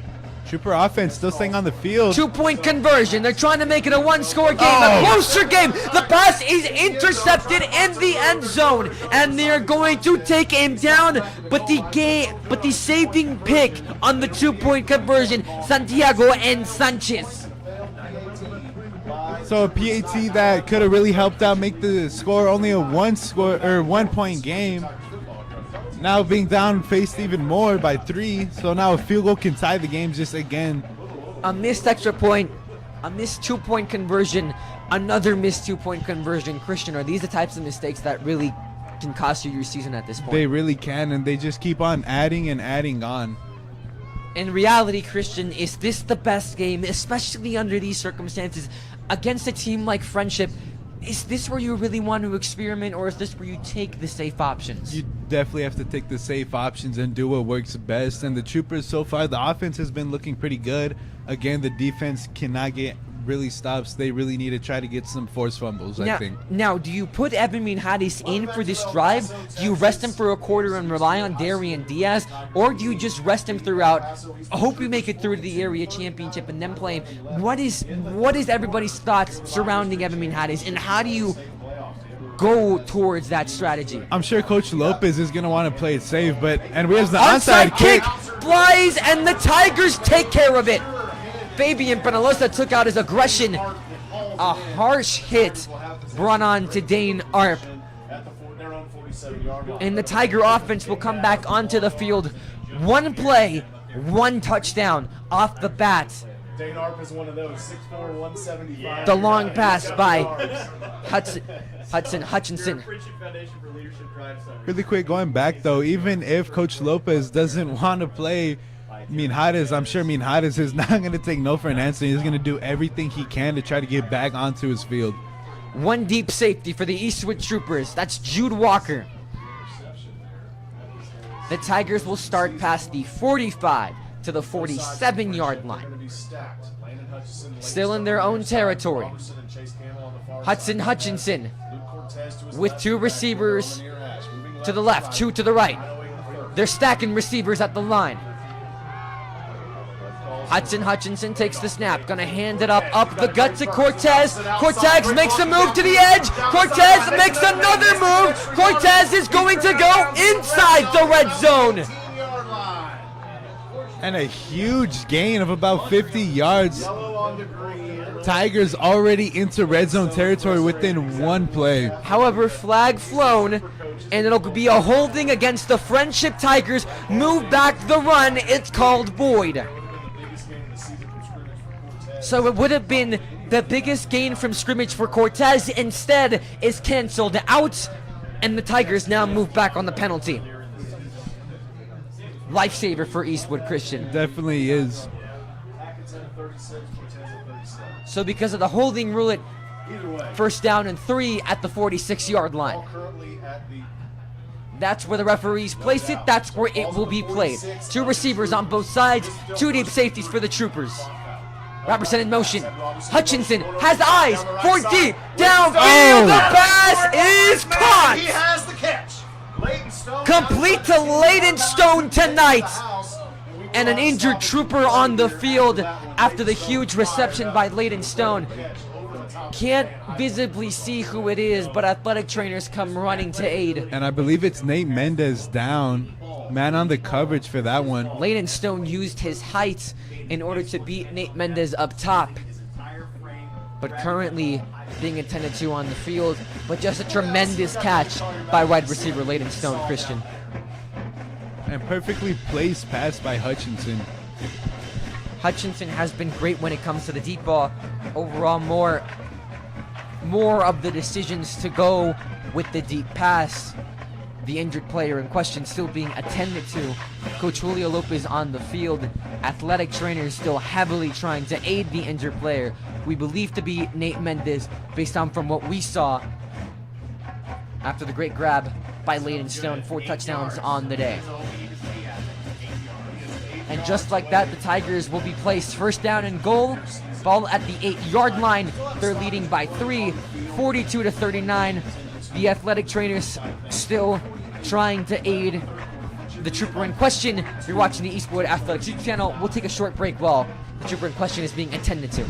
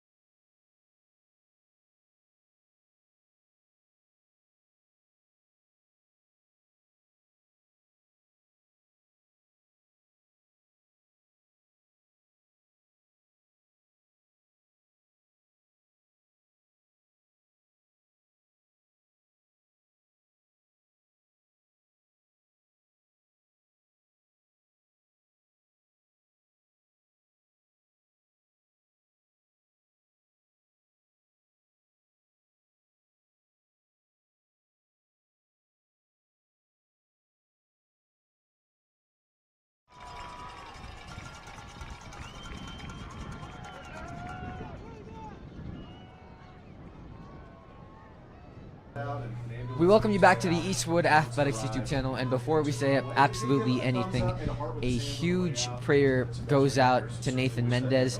He was the injured player. We still remain in the third quarter, ball at the 8-yard line, first down and goal. Nathan Mendez was what we believe to be a head injury, at least from what the trainers were able to tell us. An ambulance came and carted him away. He was knocked out cold, but then was conscious when the ambulance picked him up. He gave a thumbs up and a heart signal from his hand. Bobbled snap from Hutchinson as play resumed. Gets it to Landon Hutchinson, who is going to go into the end zone. Touchdown, Frenship Tigers. And already Frenship coming out strong after that little pause in the action, getting a touchdown and increasing their score now to 9. To the point after attempt for the Frenship Tigers. Before Nathan Mendez's injury, it was Leland Stone who used his incredible size in order to catch a deep ball by Hutchinson, and just a bad fall from Nate Mendez. Our prayers do go out to him. Drew Cox to kick off the extra point. The kick is up. The kick is good. The Tigers take a commanding 10-point lead. You're watching the Eastwood Athletics YouTube channel presented by KEHS Women Broadcast and the Eastwood Performance Athletics Network. Sebastian Perez Navarro alongside Christian Salazar. Before we go on, it is important to give the full logistics and update. Nathan Mendez goes down. He got knocked on his head, knocked out cold. What we believe to be a little bit of a hinge injury, and what the athletic trainers have told us from what they've experienced down into the field, he was knocked out. He regained consciousness, and he was carted off on the ambulance. He gave a thumbs up and a heart. Our prayers for Nathan Mendez from all of us at the Eastwood Athletics YouTube channel. He is the leader in interceptions for this Eastwood Trooper defense with 4. He is number 2 in district and overall a huge player for this Eastwood defense tonight. Losing him for the defense, Christian, and you know, Eastwood has lived through this before against Pueblo Hills with Noah Padilla. How does it affect their minds? I mean, it's just it's scary overall to see your brother out there to take an injury like that where an ambulance has to be called onto the field to take him out. It's just scary to see, even as just an audience spectator or in our position. It's just scary to even to come back to resume action after that. It's just, how do you go back to how you were playing when that happened? I mean, that's a dude you're always practicing around. You see him in school, and it's just hard to see as a teammate and even as a fan, just as anybody. It's hard to see that, especially at a kid at such a young age. And now we have Noah Medina getting helped off the field, but again, it's just so scary to see. But now the Troopers, they're gonna give that's gonna give them that extra motivation that they need to continue this game. They want to go out, they want to win this game for Nate Mendez, they want to move on, and they want to continue playing for him, and they want to get the win. It's hard to remember that at the end of the day, these are just kids. These are high schoolers, sophomores, juniors, seniors. At the end of the day, just a bunch of kids playing onto the field, doing something that they love. And as a fan, as a critic, as a sports person just watching this, digging your teeth into this, it is truly something hard to remember. Our prayers, our deep prayers go out to Nate Mendez and his family. Again, as you said, Christian, Noah Padilla being attended to, and there's a little bit of a bug happening around this Trooper team. You have Max Mencia going out with the shoulder last week. He was being attended to in the sidelines, nice back on his face. Evan Minhadis, again, the injured finger on his left arm, his non-throwing arm that was being wrapped up. And now Noah Medina on the sideline. He has had his injury issues. Before the second half of the season, only played 1 game against the Las Cruces Bulldogs. Came back to face the Montwood Rams. He was able to keep up play against the Montwood Rams, against Franklin, and the last game against the Eastlake Falcons. He's had his injury issues, but Noah Medina, when healthy, has been a beast so far this year. 9 total tackles, 1 tackle for loss. So overall, Eastwood right now really not in the best circumstances. If you're a coach, what are you telling your young teens as Darian Diaz is continuing to warm up? Just to stay strong and keep your head up. I mean, throughout this game, all we've seen from the Eastwood side is injuries. We saw, Hadis's hand, he came out, he got it wrapped up. He still currently has it wrapped up, but still hasn't played since he got injured. Mansi, he came out slightly.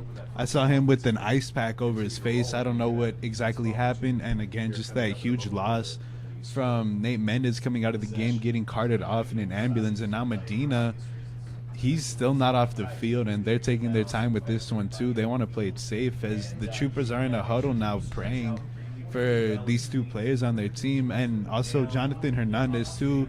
After halftime, he came out not in pads. So just these are huge contributors to this Trooper team, and it's huge losses for this team if they want to win this game. We remain 49-39. No play has resumed after the Friendship Tiger touchdown. We're at 8 minutes 34 seconds to play in the third quarter. Noah Medina is still being attended to. Eastwood looks to be separating and getting ready for on-the-field play.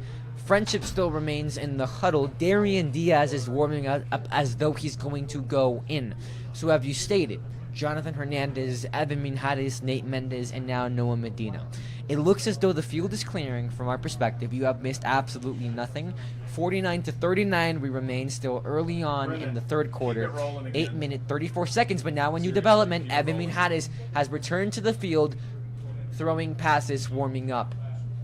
His left hand doesn't seem to be visible now. A little bit of a glove on top of it. It's not his throwing hand. Evan Minhares is a righty after all. However, you have to wonder, what is the effect of covering the left hand going to do to how he handles the ball at snap? It's definitely going to be harder for him to control the ball and for him to catch the snaps from his center. And just, it's going to be harder overall just to play with. It's just going to be uncomfortable for him, quite frankly, as Noah Medina is still down on the ground. Still being heavily attended to. Noah Medina remains on the field. The Tigers lead by 10, 8 minutes, 34 seconds to go. We'll take a short break on the Eastwood Athletics YouTube channel. Make sure to keep tuned. We'll give you an update soon.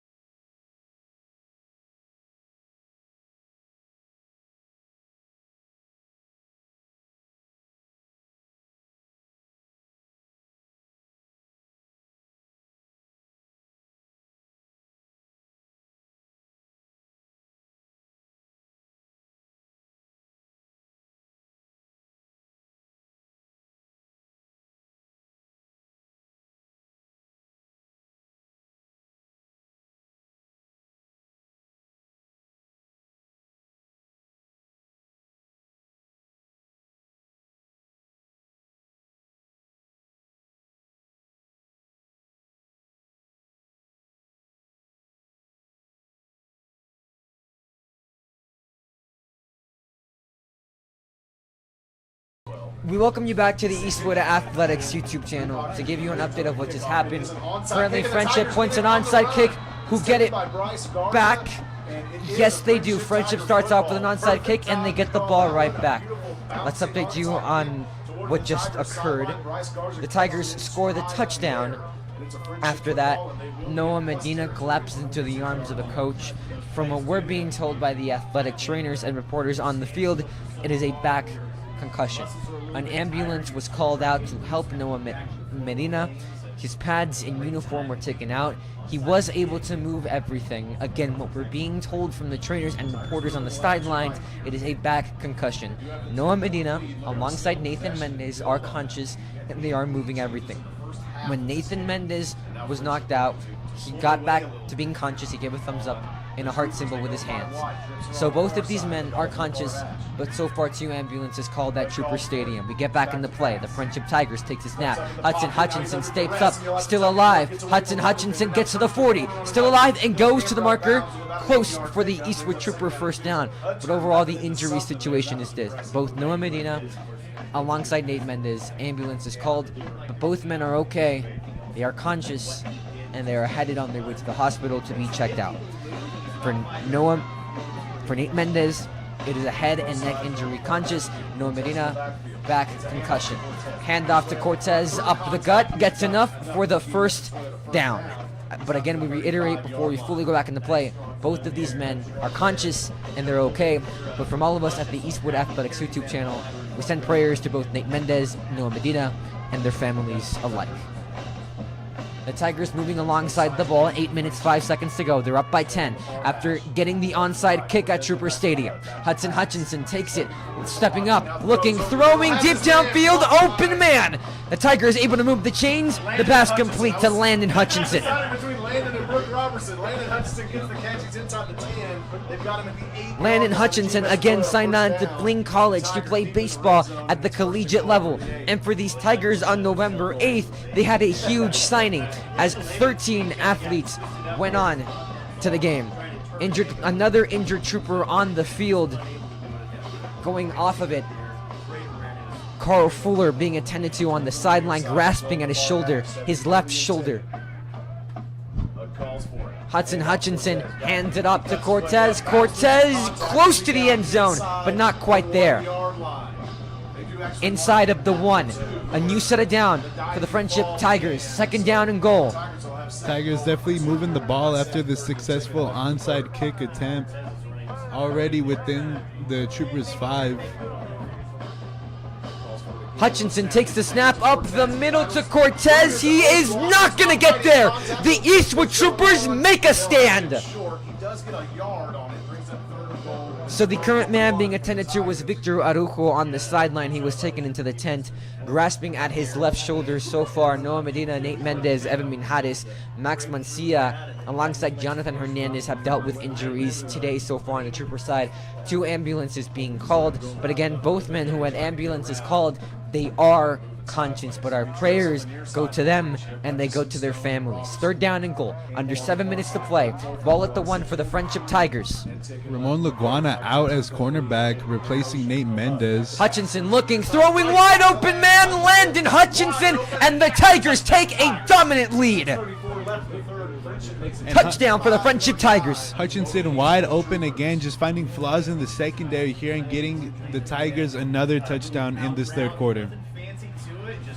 The Hutchinson connection has been on point so far tonight. Drew Cox to try to kick the extra point to put the Tigers up by 17.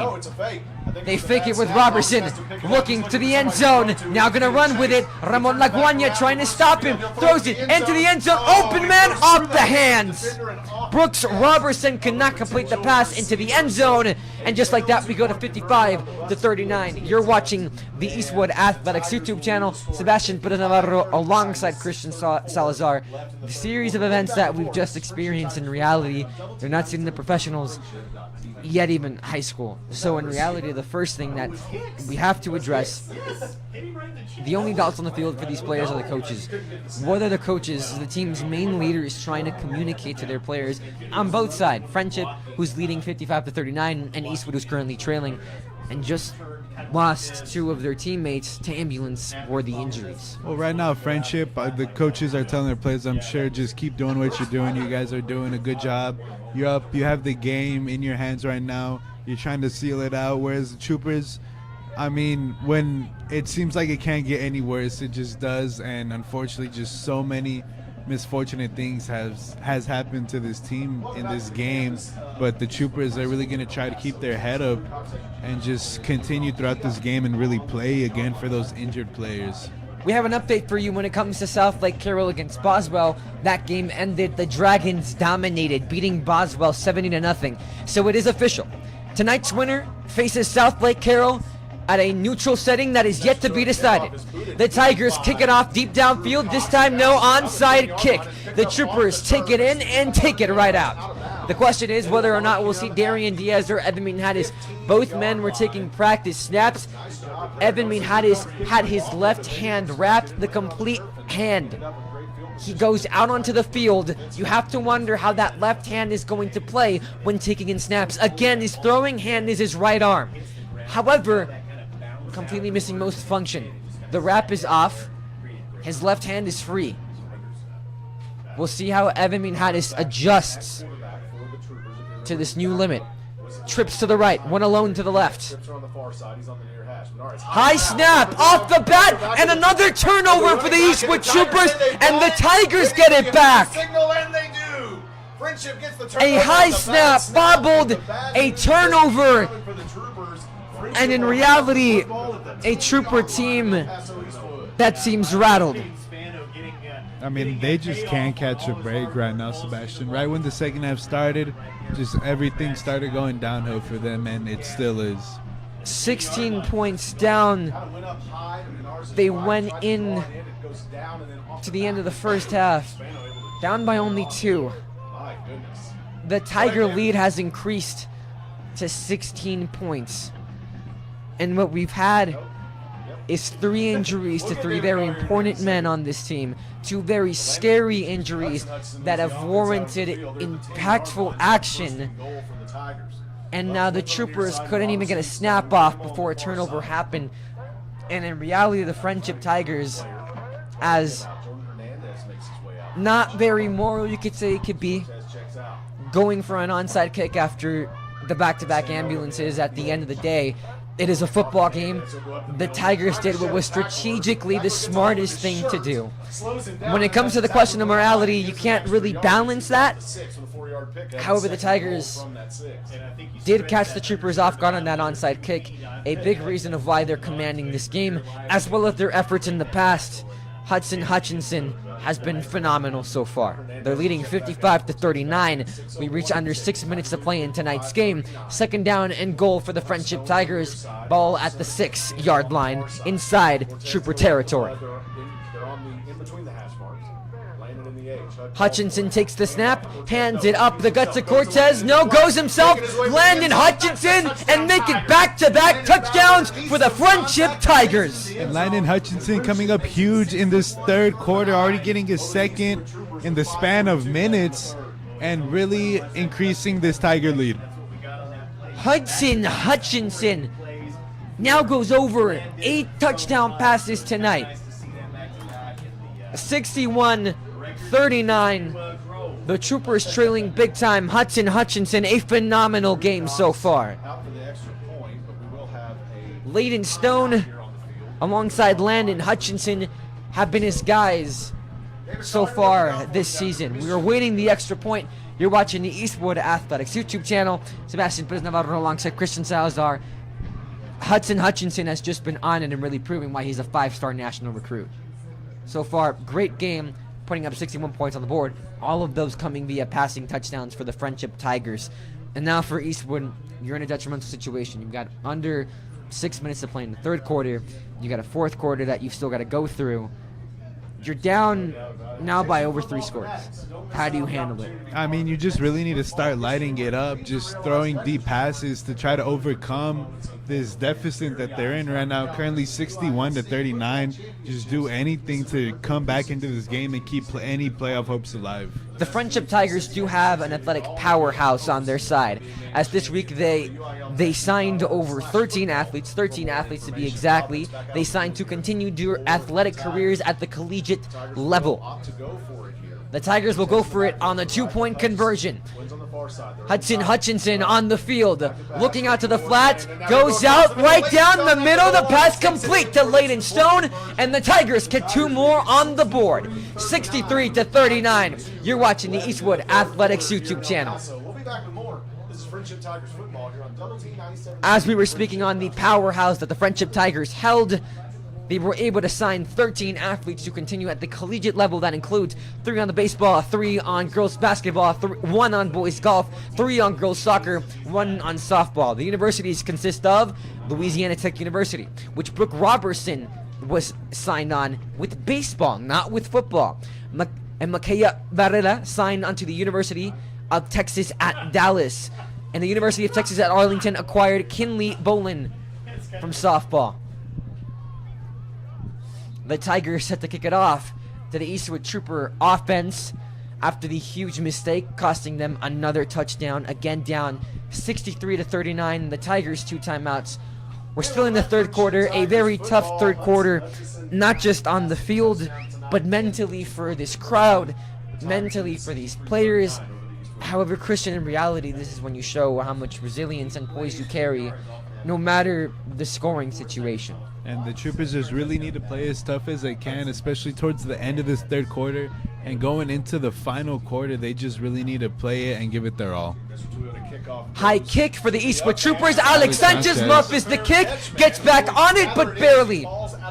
They saved it, but you're seeing little cracks inside of the Eastwood team in general, and it's warranted. It really is. But in reality, this team, if they want to keep their hopes alive, if they want to win their 3rd by-district championship, they need to get their mind straight. And it's a tough situation, but this is the moment where your heart shows. Definitely questionable to try to catch it over the back shoulder there by Alex Sanchez. Down by 24 points in the third quarter. Minhares back to pass, gonna go up the gut on the keeper, looking for room, having well, cuts to the edge. Harsh hit. Based on what we've seen for the Tigers, it goes without saying a strategy has to be going after that left hand, Christian. It really does, and I'm sure Minhares, he's just going to try to rely on his legs a bit more, but they really need to try to start lighting it up and get points as fast as they can, as that tackle was made by Maverick Allen. Trips to the right. Minhares looking left, has eyes for deep, and taken down from the blind side. The Tigers come up big with the sack. Down goes Evan Minhares thanks to Caden Spano. And under 5 minutes to play in this third quarter, but the Troopers don't want it to be the last third quarter they play this season. 2nd down and 17 from the 17-yard line. The sack resulting in a loss of 7 for the Troopers. Trips to the near side. 2 to the right. Minhares empty set. Takes the snap.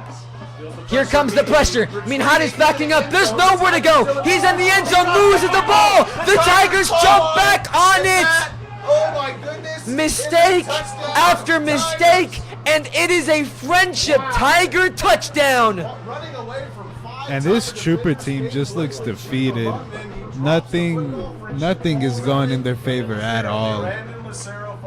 And I mean, I don't even know how to react to this. Just, I'm at a loss of words right now. Brandon Little was the man who fell on it. Evan Minhares nowhere to go. We spoke on the sacks. The Frenship Tigers only had 11 total. Compare that to Americas, who when they faced Eastwood, they had 18. The offensive line stood well. The offensive line has been doing a good job tonight. But in reality, there's been so many mistakes on both sides. On the physical aspect of the field, we don't know how these players are feeling, but we can't imagine that it's well. And in reality, we've seen Minhares in that situation time and time again. However, health, morale, all of that has played a factor. And in reality, all of that is down on the Trooper sideline right now. Two very unfortunate incidents tonight with ambulances being called. And I mean, just Troopers, they were really in this game. They were really close. They were making it close. They were only down by a possession coming back into halftime. And ever since then, just nothing has been going in their way with injuries and now just mistakes like these. A fumble, loose snap, and then now we have the fumble in the end zone resulting in a Frenship touchdown. 30 points is the difference, and in reality, it was spurred by the Frenship Tiger touchdown. After that, the onside kick, which, I mean, what happened, happened. But the Tigers looked at the situation, and they looked at it strategically. And they took the decision that benefited their team, and that was catching a Trooper team off guard with the onside kick. Obviously, it was in a vulnerable situation, and the Tigers did what they needed to do to try and come out with a victory in the bi-district championship. But for Eastwood, the unfortunate nature of tonight's game has not come from on the field. They've struggled, but in reality, those two injuries, those two ambulances called, seem to have its impact tonight. Down by 31 points in the third quarter, and you have to be wondering if this is it for the class of 24. Still 4:25 left to go in the third quarter. Still having the fourth quarter to play. Who knows what could happen? Stranger things have happened. 70-39, the score, 4 minutes, 25 seconds to go. And for the Tigers, they've got everything going for them. They've scored 70. They're the only team to score 70 against Eastwood other than South Lake Carroll. And more than likely, they're going to be the only team to beat Eastwood. That's not South Lake Carroll from how this game is being played. Caught by Alex Sanchez. So, after back-to-back fumbles, one of them resulting in a touchdown, the other one resulting in a touchdown drive, the Troopers are going to get the opportunity to try and put some points on the board and escape this 31-point deficit. We've seen some weird things tonight, and for these seniors, they hope it gets weirder, because they've got 4 minutes and 25 seconds in the third quarter, 12 minutes in the fourth quarter, to try to make the biggest comeback possible in this season, and maybe possibly in school history. They've given up 70 points. But if the whistle hasn't blown for game over, then this team should not give up resiliency. I mean, Hades showing it there, past the 50, going close to the 40. That's how you start off a rally down 31 points. First down for the Eastwood Troopers. And just like that, Troopers marching down into Frenship territory, really trying to get this drive going and go fast. During the regular season, he's broken 5 from 100 plus. At the 40, faking it, looking, throwing Garcia's direction. He's been a quiet man so far, making moves, slipping tackles close to the first down, but in reality, Eastwood has been good at hurrying it up. Christian, this is when they need to utilize that hurry-up offense. They definitely do, and they definitely need to start throwing some deep passes and just try to get anything going in their favor, because they need any momentum that they could get. Trips to the near side. Fake it to Mancia. Screen pass to Garcia. Garcia, again, very quiet so far. Back-to-back receptions being thrown down on the field. But again, able to move them chains. The Troopers have all 3 timeouts to work with. No, the Tigers only have 2. They send trips to the far side. Naguanya, Macias, Garcia on the left. We've seen this formation before. Alone, Penalosa to the right. Hand it off to Mad Max. Cuts to the edge. Down to the 20-yard line. Gets out of bounds, saves valuable clock.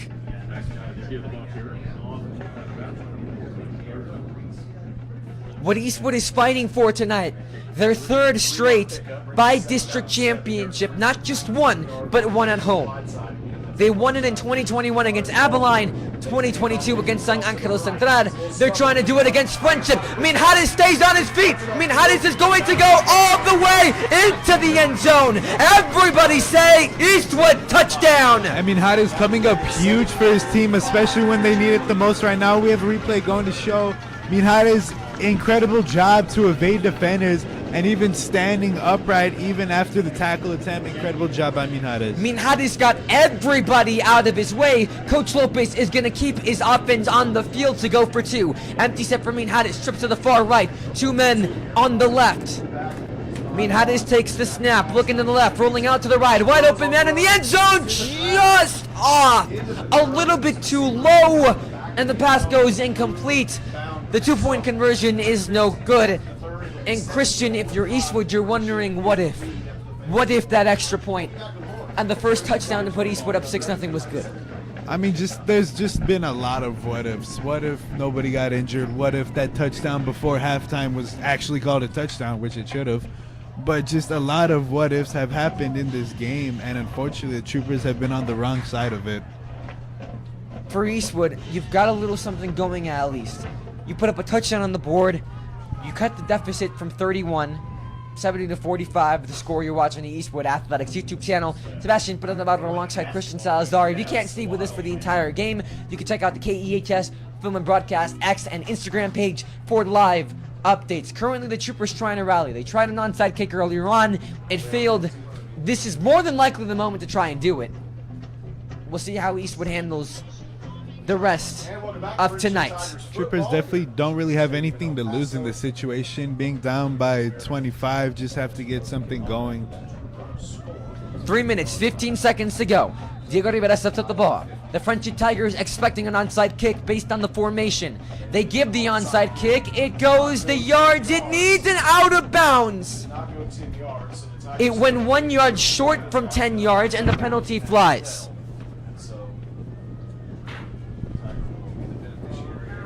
So the flag flies. It did not travel the yards that it needed to go. And the Tigers will get the ball right back. And in good field position too. Now, Christian, on the context of the other onside kick, it did come a little bit earlier on in the game after the Troopers scored their first touchdown. It had the Tigers get in right field position. However, from what the first quarter told us, it would be a high-scoring affair. But after that, the fall really came in the third quarter. And it really did. Right after Darian Diaz's rushing touchdown in the third quarter when he came in for Minhares' injured hand, you know, he really stepped up and got the touchdown. Handed off to Cortez. He was snagged, but gets it off. Cortez to the 30, to the 20. Cortez still alive and pushed out of bounds. But going back really quick, after Darian Diaz's rushing touchdown, just again, everything after that has been going downhill for this Trooper team. 3 minutes, 6 seconds to play. The Tigers only with 2 timeouts. The Troopers with all 3. And the Tigers, I mean, say what you say about it. Say about the morality that went behind the decision, especially after seeing 2 injured players with very impactful injuries. The Tigers kicked an onside kick when they had the best opportunity to recover, and they succeeded in it. Screen pass to Campbell. Campbell cuts to the edge. Campbell is going to go into the end zone for the Frenship Tiger touchdown, but a flag flown on the field. We'll check the penalty. It was flown when the play was coming to an end, however, still during the play. And it will be on the Tigers, so the touchdown will count and march them back a bit. Touchdown is void. Penalty against the Tigers. It'll go to the 18-yard line. First down, no touchdown. 2 receivers on both sides. 1 deep safety for the Troop. Handed off to Cortez, to the left, still alive, trying to slip a tackle, but the Eastwood defense and the monsters from McRae are going to get to Cortez. Everybody was on the running back. And Jaden Serrano, the first man on there and really pushing him back. Big tackle for loss. Jaden Serrano ended off the season with 9 tackles for loss as he ranked second on his team alongside 4 sacks and 14 hurries. Led his team in that stat category. Play continues to wind. The clock at 2 minutes and 5 seconds to go. Second down and 16 for this Tiger offense. Ball at the 24-yard line. Second down and very long to be exact. Second down with 16 yards to go. Two to the right, one alone to the left, motioning. That's Chase Campbell. Hudson Hutchinson has eyes for deep, trying to avoid the pressure. Rolling out to the left, still alive, slipped the tackle. He's gonna rush with it himself. He goes untouched, past the first down and goes inside the 10-yard line. And Jaden Sanano was there. Unfortunately, he just lost his hand placement, and Hutchinson was able to escape. And now getting 1 yard short of the first down, making it 3rd and 1. It looked as though he got to the first down, rule him short of the line to gain. 3rd down and 1, ball at the 9-yard line. Same formation as the last play. You have to wonder if it's going to be the same execution. Twins on the near side for Frenship. Campbell's ISO on the far side. Landon Hutchinson in the backfield to the right. Hutchinson takes the snap. Fakes The toss, gonna go up the gut, nowhere to go. The Trooper defense comes up huge on the play and causes 4th down for the Tigers. And Higuino Balderrama again with the big tackle for loss. We've seen him a lot come up in those situations. And now Frenship facing, I think, their first 4th down of the game. Eugenio Bandanama has been a battering ram this season with 63 total tackles. He was averaging 7 per game. He got 5 tackles for loss, which is 4th on this Eastwood Trooper team. The Tigers will elect to kick the field goal. On 4th down and 5 from the 13. The kick is up. The kick is good. Drew Cox notches it in. He ranked number 23 in Texas for total kicking points with 65. In Region 1, he was number 9 in that stat category. You're watching the Eastwood Athletics YouTube channel. The defense finally able to hold up Tigers from scoring a touchdown, holding them to a field goal. 73-45 is your score. The Troopers still down big, but at least his offense has got them believing again and has this Trooper Stadium alive again. They're really doing, especially with that stop, although it wasn't to stop them from scoring, at least limit how much they scored with it only being a field goal. But it really does give a little bit of motivation knowing that your defense can stop them if they need to. With 56 seconds to go in the 3rd quarter, 12 minutes to go in the 4th quarter completely, just how many onside kicks do you want to do and complete there? Or do you believe in your defense, you kick it off every single time and try to get the ball back, hoping that your defense stops the Tiger offense? You know, I think it's at the point where the Troopers just need to try to get anything going. Just at any touchdown, just go for 2-point conversion. You're down by a bit too much, especially going now. 56 seconds left to go in the 3rd quarter. You still have the 4th quarter, but it's not going to be a lot of time. You still do have timeouts to use to your ability, but again, it's just going to be very close. Now, for the Tigers, you're up big in this game. What is your strategy to staying with that lead? Do you want to keep scoring, or do you want to just wind down clock at this point of the game? Just run the ball, no matter what. Just keep running the ball, as we have Mancia now going out to the left. Mancia cannot find anywhere to go. The Tigers take down Mad Max. But again, if I'm Frenship, I just keep running the ball, drain out the clock as much as I can, and get the game over with. 50 seconds flat in the 3rd quarter. You know that Evan Minhadis, after everything he has done these past 2 years, does not want to go out in the by-district championship, especially after seeing Andrew Martinez make Eastwood history and be the starting quarterback to lead the Eastwood Troopers to their first area championship. Evan Minhadis got a taste of it last year, losing against the Byron Nelson Bobcats by only 1 score in Midland. The Troopers are desperate to avenge that loss and to avenge their loss against the Carroll Dragons earlier on this season. They'll have an opportunity to do both only if they win this game tonight. They're down big. The Tigers. 4 touchdowns to be exact. Trips for the Eastwood Troopers. They fake it. Minhadis looking deep downfield. Macias direction. That's how you start a rally, as Macias is still up and looking for a penalty. Looking for a penalty. I don't really know why. It definitely looked like he went down. So. And the Frenship defender most likely just didn't think he was down. Officials giving the defender the benefit of the doubt.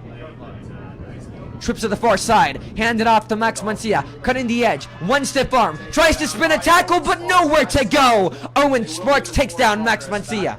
And mark that the end of the 3rd quarter, where the Troopers now are really going to have to rally to come back into this game. Being down by 28, just have to get something going here. You need 4 touchdowns. Eastwood is going to a team huddle. You see this very rarely, Christian, and we focus onto the field. They're going into a team huddle, hands up. Coach Julio Lopez having a word with his team. Finally get out of the huddle. Christian, short huddle. Get the whole team came into that. What did Julio Lopez tell his team, or at least what around could he have said? Definitely, I mean, I'm not going to say for sure, but I mean, I'm guessing that he said play hard, keep your head up no matter what. You're here in this bi-district championship game for a reason, and you're going to keep on playing like you deserve to be here. Coach Julio Lopez was named the District 1-6A Coach of the Year. So, it's safe to say that he knows what he's doing, especially that he's been helping Eastwood win in the playoffs since 2015. Again, his first playoff win, and the first playoff win for Eastwood since 1999 came in 2015 against this very team, and a score of 47-40. Obviously, it's been a very different night tonight, 73-45 your score on the Eastwood Athletics YouTube channel. Sebastian Perez Navarro alongside Christian Salazar. However, the game ain't over till it's over. And that's what Coach Lopez is trying to get through his team's heads as they're down by 4 total touchdowns. Trips to the near side. One out far. One deep safety for Frenship.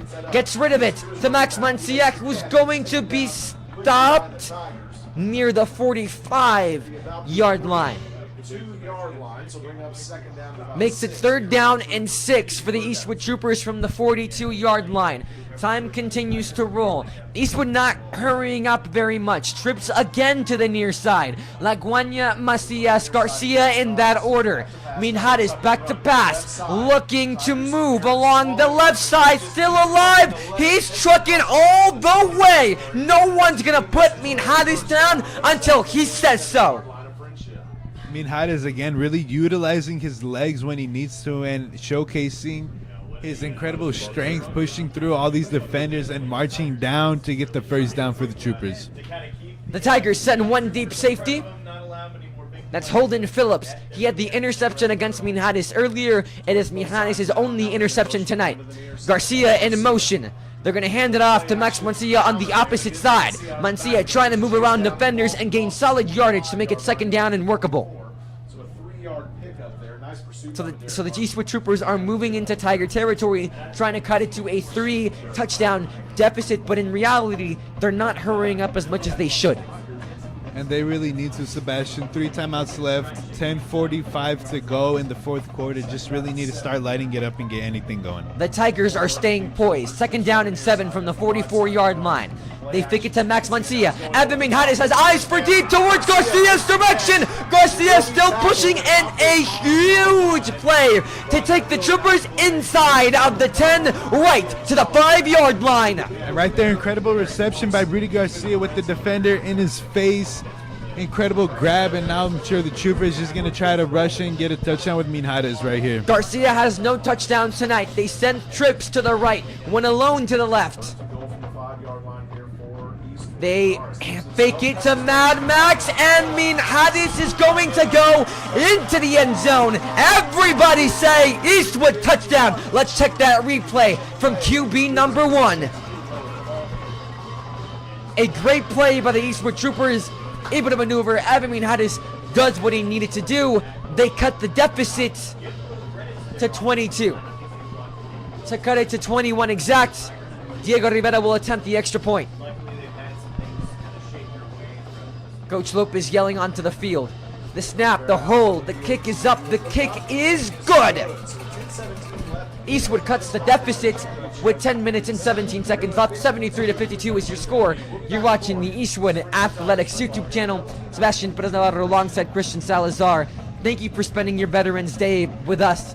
And a big thank you to those who have served our country. And for tonight's Veterans Day, Eastwood haven't been enjoying their holiday. But for the Frenship Tigers, they've been having a great day. The road trip that they made 5 hours and 19 minutes, they really haven't been showing any travel effect with them. They really haven't. They really came out strong, and especially showing with that 73-point score for them. Just really showing out for this crowd here and just really coming into an unfamiliar environment and just doing amazing things here. I had the chance to speak with Coach Tony Grijalva, who does commentate for EP Sports Network before the game against the East Lake Falcons. He told me from his coaching experience, the key to doing good in the playoffs is having that first playoff game at home, because you don't need to go over a travel effect. You receive a team that you're not used to, but at the end of the day, you receive them in a setting that you're used to, and that setting has huge advantage over what can transpire later on in the game. Eastwood has that home field advantage tonight.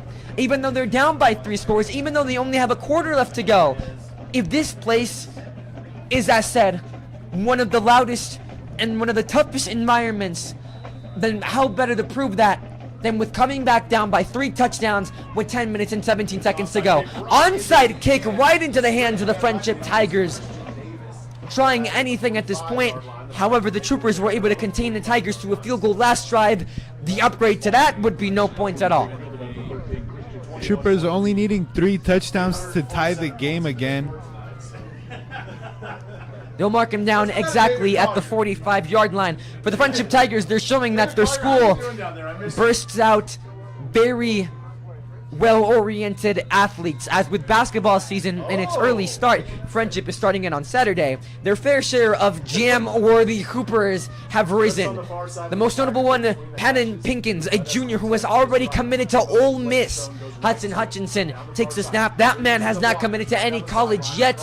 Throws an incomplete to Layden Stone, who has offers from Baylor and Arizona University. However, seems very interested in Texas Tech, constantly reposting on X, and at the same time posting his good luck letters sent from the Barry University in Lubbock, Texas.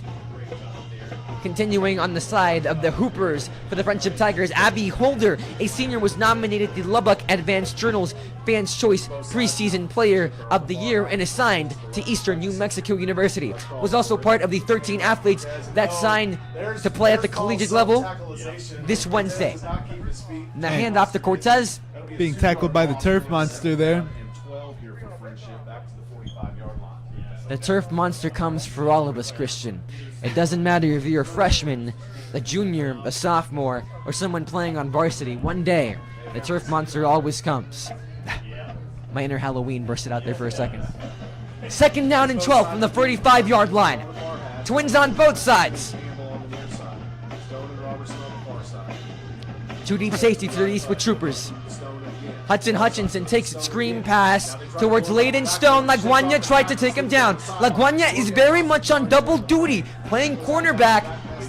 Has not had that experience on varsity.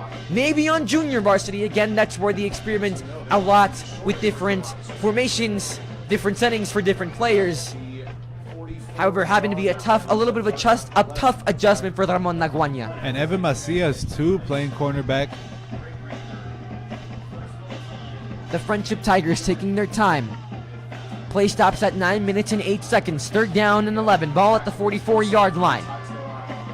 Troopers trying to stop this high-powered Tiger offense. Hudson Hutchinson rolling out. Has eyes for deep downfield. Open man, Layden Stone makes the grab and goes out of bounds, and it's enough to move the chains for the Frenship. 1st down. Layden Stone, 6'2", using all of his inches to catch the deep balls. 9 minutes to go. 73-52.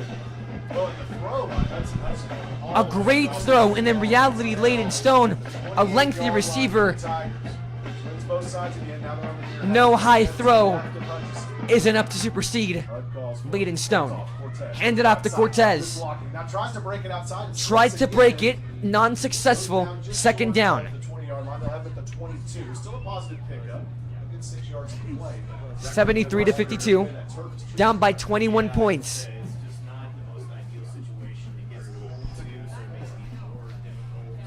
Now under 8 minutes 30 seconds. At the 22-yard line. The Tigers again taking it calm. Clock continues to wind. Down to 8 minutes and 13 seconds. Tigers pressuring at the 22-yard line. Frenship in no rush at all. 2 receivers to the near side. One alone to the right. Pumps. Hutchinson has eyes for deep downfield, and it is caught by Brooks Robertson. Something to note about this great passer, Hutchinson, not only is he extremely focused on football, but at the same time, he plays baseball, an infielder and a catcher, and last season he was an honorable mention in the Texas Sport Writers Association All-State Catchers list. Again, Hutchinson, the 5-star national level recruit, has yet to commit. Phenomenal performance tonight against the Eastwood Troopers. Clock continuing to dwindle. Now under 7 minutes and 40 seconds to play. First down and goal. Ball at the 4. Play clock down to under 5 seconds to go. It is leaving their sight. Can they get the ball off? Yes, they do. Just in time. Low snap. Hand it up. Up the gut to Cortez, who is going to be shy of the line to gain. They'll have him short. Second down and goal. Still over 7 minutes to play. The Tigers with 2 timeouts, the Troopers with 3. Have not used any of them, down 21 in this fourth quarter. In the Bi-District Championship, in the hunt for their third. For the Frenship Tigers, they're looking for their second in a row. Last year, they beat the Eastlake Falcons at home 35-17. They play clock at 12. The Tigers lining up. 2 to the right, 1 alone to the left. Cortez in his back. To the left of Hutchinson. Hand it off to Cortez. This time, no question about it. Touchdown, Frenship Tigers. And Cortez finding the holes that the O-line is creating for him. Incredible job right there to get the Tigers score now up to 79. And awaiting the extra point could be 80. The Frenship Tigers are going for that 80 burger. Drew Cox to kick the extra point. Perfect in the regular season. Has been perfect tonight.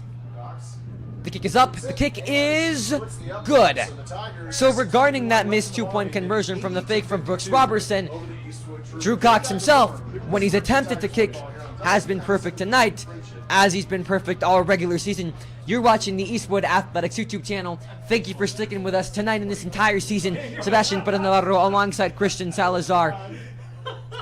The deficit increases 80-52. They don't want to be in this position. A little bit over the halfway point to play in the fourth quarter. Your season looks lost at this point. Obviously, anything can happen with 3 timeouts to go. And these seniors, in reality, you don't want to go out on a whimper. You definitely don't, especially with allowing the team like this to score 80 points on you. You definitely don't want to go out like this. So Troopers really going to try to come out and score as many points as they can with this remaining time. For Minhares, Mancia, Macias, and every other senior on the team, especially the notable ones, someone like Evan Macias, whose season was short, missing the first 3 games, that notable one against Pebble Hills, possibly this team's biggest one of the season. He has 3 years on varsity. He didn't get to experience a full varsity season for his last time. He was part of that area championship team. Someone like Evan Minhares, who has been the cornerstone of this Eastwood team the past 2 years of his starting career. They don't want to go out like this. And even though the game may not be within reach, just scoring at this point and going out on at least some type of high would be what Eastwood looks to do. Evan Minhares, throughout his entire career, has accumulated offers from multiple schools, most notable Austin P, a Division I school. I mean, Minhares has still been showing his skill set, but a very rough game for the senior. 2 fumbles on snaps lost, or pressure 1 interception tonight. Handed off to Max Mancia, who is very mad because he's snipping everybody, slipping tackles, and goes out of bounds for the Trooper. First down. Taken down by Maverick Allen. Goose didn't talk to him, however, he still had the coordination to take down Max Mancia. 80-52, the score. Minhares having a word with Coach Julio Lopez. Even though this game doesn't look in the best circumstance, the Eastwood Troopers just getting here have proven a lot about their program. The screen pass to Garcia. Garcia making a move. He's going to get short of the first down. But in reality, when looking at the history of this team, we've clarified that they didn't win any playoff games since 1999, and they really struggled before Julio Lopez came onto board and coaching the Eastwood Troopers. After that, numerous scolding balls numerous playoff appearances, and just a storied legacy for Coach Julio Lopez, building up his coaching resume. Evan Minhares drops back deep, has eyes for deep downfield, wide open man. That's Ramon Laguanya able to move the chains for the Trooper. First down. Troopers continuing to roll with 5 minutes and 43 seconds to play in this final quarter of what can possibly be the season. Minhares takes the snap, looking to the right. Pressure coming, gonna roll out and goes out of bounds. The play clock stops, and the game clock as well. But again, you have to commend this Eastwood program, just how much they've improved since 1999. Coach Lopez, a huge reason for that. Numerous golden balls, the team's first area championship in history, and being able to be the undisputed district champions, and at the same time getting to the bi-district playoff round. The keeper by Evan Minhares goes for good yardage, brings up first down and 10. And in reality, Eastwood is no stranger to UIL success. They made it to the UIL bi-district playoff championship, and at the same time, the whole school has done very well in UIL. Cross country recently had a great showing at the UIL state championship tournament. That sensation Adeline Rodriguez earned a 37th individual ranking, and Trooper Danny Torres made El Paso history, becoming the second El Paso male to earn a top 5 standing at UIL State. Evan Minhares throws deep downfield off the hands and incomplete. Intended receiver Rudy Garcia just out of reach. So a little bit of an overthrown pass out of the hands of Rudy Garcia. But going back to the good about this Eastwood team, Danny Torres made El Paso history, becoming the second EP male to earn a top 5 standing at UIL State. The first was named Daniel Bernal. And most notably, as we'll get back to before this Evan Minhares run, on the keeper, past the 10, to the 5, touchdown, Eastwood Troopers! An incredible job by Minhares evading defenders again, as we've seen. Get that replay going to show that. But again, Minhares just finding the open holes and just incredible vision to know where to go and getting the touchdown for the Troopers. Minhares gets one final touchdown, game not over. Clock stops at 4 minutes and 43 seconds. They'll go for 2. Trips to the near side, 2 to the left. Still no passing touchdowns yet from this Trooper offense. They've been relying on the run so far. Empty set for Minhares. Man in motion, that's Martinez. Minhares keeps it himself, trucking into the end zone. Nothing there. The Tigers stop Minhares short. Trying to put 60 on the board. They're unsuccessful. 4:43 left in tonight's game. You're watching the Eastwood Athletics YouTube channel. 58 points. The Eastwood Troopers have put up the most this season. 80-58 the score. Other than the game against the Socorro Bulldogs, which they dominating, putting up almost 60, over 60. This time, almost reaching that margin, the second most out of all the games that they've played.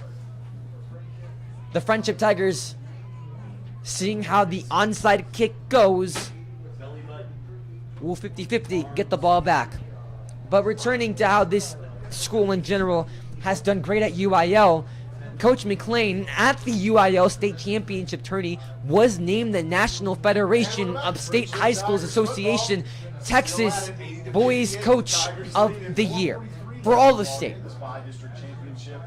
So Coach McLean, a top state coach, being recognized by the NFSHSS for his recognitions, being named Texas is top coach, male cross country leader of the year.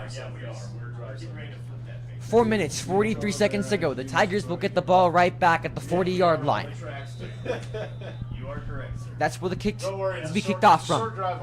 The same formation, line drive.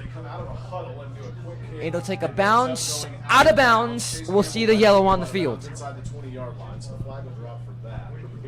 So Frenship Tigers will get the ball at good field position to start their drive. 80-58. The Troopers will have 3 timeouts. Kick goes out of bounds. Flag flies. And now, still with 3 timeouts, you have to you have to say that they'll use them at the least. They want to get the ball back because even though the game may be out of reach, you have to want to give the ball back to your seniors who are currently experiencing their last game ever. Twins on the far side, Cortez in the back. At least more than likely, being down by 22 Campbell ISO on the near side. with 4 minutes and 43 seconds to go. The Tigers have put up 80 points, more than the Dragons did tonight. Handed off to Cortez, who's going to be stopped by the Eastwood D. And flags are flown from both line officials. Close to it. A mistake. Just grabbed it and yanked it. Possibly a face mask call. Hands were up near the face area. And We'll see the Cortez official is ruling. shaken up a bit. Will go out of bounds. They bring in Jaden Tackett, who in the season had 290 rush yards, 6 rushing touchdowns, broke one for 100 plus. They do roll face mask on the Eastwood Troopers. They'll move them up. Jaden Tackett will check. So they'll have first down and more from the 45-yard line, Robertson and Stone on the far side, as which well will as ease Campbell on the near side. The ball's the Tigers' very low existing tensions to finish out this game. They send 3 to the right, 1 alone to the left. quickly to Man in motion. on that far side. Wide receiver. They get it to the far side. Layden Stone breaks it to the 40, to the 30, still alive, and gonna go out of bounds. Extra yardage. We'll look for the final spot where Got it's the that extra down. yardage. The Tigers moving the ball easily. They want to reach that 90-point margin. Kind of dragged that defender with him on his arm all the way, and No quit in this Frenship Tiger team. was able to make Up big, but trying to get ready for the South Lake Carroll Dragons, who again beat Boswell tonight 70-0. For the Eastwood Troopers, it is all about pride. It is all about resilience. And for these seniors, it is about going out on a high. 2 to the right, 2 to the left. Landon Hutchinson in motion, jet sweep. He gets around the corner. He gets around, looking for blockers, and gets solid yardage. Brings up second down from inside the 25-yard line, just both- outside the 20. Both Hutchinsons having a huge game. Landon with 2 receiving touchdowns, and of course Hutchinson lighting it up on offense with multiple passing touchdowns. Just doing an incredible job overall from both of them. Second down and short from the 22-yard line. Clock dwindling, down under 3 minutes and 20 seconds to play. Tigers up big, but the Eastwood Troopers do not want to leave off their seniors on this note. At least want to make it close. For the Tigers, it is all about making a statement to the South Lake Carroll Dragons, who only lost 1 game this season. That was against Byron Nelson. Bad snap, but jumping back on it. Hutchinson saves the play and possibly even the drive. He'll be back across the 25-yard line out to the 26. Under 3 minutes to play. From second down and 1 to third down and 5 from the 26-yard line. The Tigers again taking their time. Substitutions being made. Esteban Romo, the senior, sees the field. Robertson will move over to the near side. That's the wide side. Defensive lineman on the far side. Cortez back in the backfield. He's to the left of Hud. Stone comes Esteban Hernandez comes in. 3 to the right, 1 alone to the left. Hud motions Campbell and calls for it. Hutchinson looking, throws complete to Layden Stone. Plenty for the line to get Is enough to move the chains for the Tiger first down. Stone. Shaking up on that play. 2:11 left to go in the final quarter of the game. Layden Stone, very slow to get up, however, is able to get back on his own 2 feet by his own accord. He'll be taken to the sideline late in tonight's game. 2:06 and ticking. So Layden Stone will not come back in for this play, as Hudson Hutchinson and Coach Jay Northcutt are making some adjustments at the line. 6 and ticking. Tigers going to run this as 2 to the near side, run it down. 1 alone to the right. Out of a situation where Jay Northcutt would usually opt to Low snap. Hutchinson hands it up the gut to Cortez. Cortez has an open road all the way to the end zone. Touchdown, Frenship Tigers. It just opened wide. Cortez, amazing job to find the holes in the O-line again that they're creating for him and pushing in for his second rushing touchdown of the game. The Tigers get up to 86 points, touchdown just to at least keep the clock rolling, but and they'll kick the extra point. it was one of those things where Drew Cox, perfect so far tonight. In reality, if it comes down to it later on in the playoffs, Drew Cox is someone that they can rely on. Only in the class of 2025, a junior still with 1 year ahead of him. They're going to late substitution for the long snap holder. For the extra point attempt. Try to put up 87 at Trooper Stadium. The snap, the hold, the kick is up. The kick is good. 87-58, the score in the Bi-District Championship. The Frenship Tigers, a statement tonight against one of Texas's top teams, West Texas's best teams.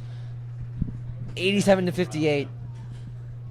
Disappointing ending for the Eastwood Troopers in reality. No words, no statement. Disappointing ending. Close game, 35-33. And after that, Frenship just ran away with it. Obviously, you have so many factors playing in. Nate Mendez, Noah Medina, both having to leave after very scary injuries. And the Tigers, even though the morality of the decision after the events that transpired, after having players having to get out of the field, they took the decision to take advantage of the vulnerability happening at Trooper Stadium to kick the onside kick up by 10. They were successful. They did it when they needed to do it, and that's what put them above everybody. And just little mistakes after that with the loose snap from Minhares and then fumbling in his own end zone after that drive. Just little mistakes kept on adding on. Even the missed PATs and the missed 2-point conversions, just little mistakes just kept adding on in this game. 1 minute, 40 seconds to play in this season. Muffed catch. However, it will go in the possession of the Eastwood Troopers. And for the final time ever, we'll see Evan Minhares take the field on a Trooper uniform. You have to be wondering this time next year where him and the rest of these seniors will be at. Again, offers from Austin P, Division I, and most recently an offer from Tyler Junior College. We'll see where the future takes him. Two receivers on both sides.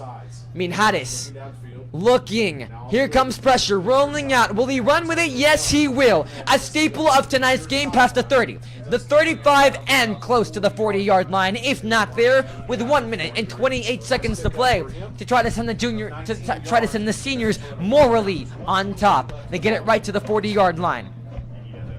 In reality, even though football will come to an end, you still have so much to look forward to and so much to be proud of.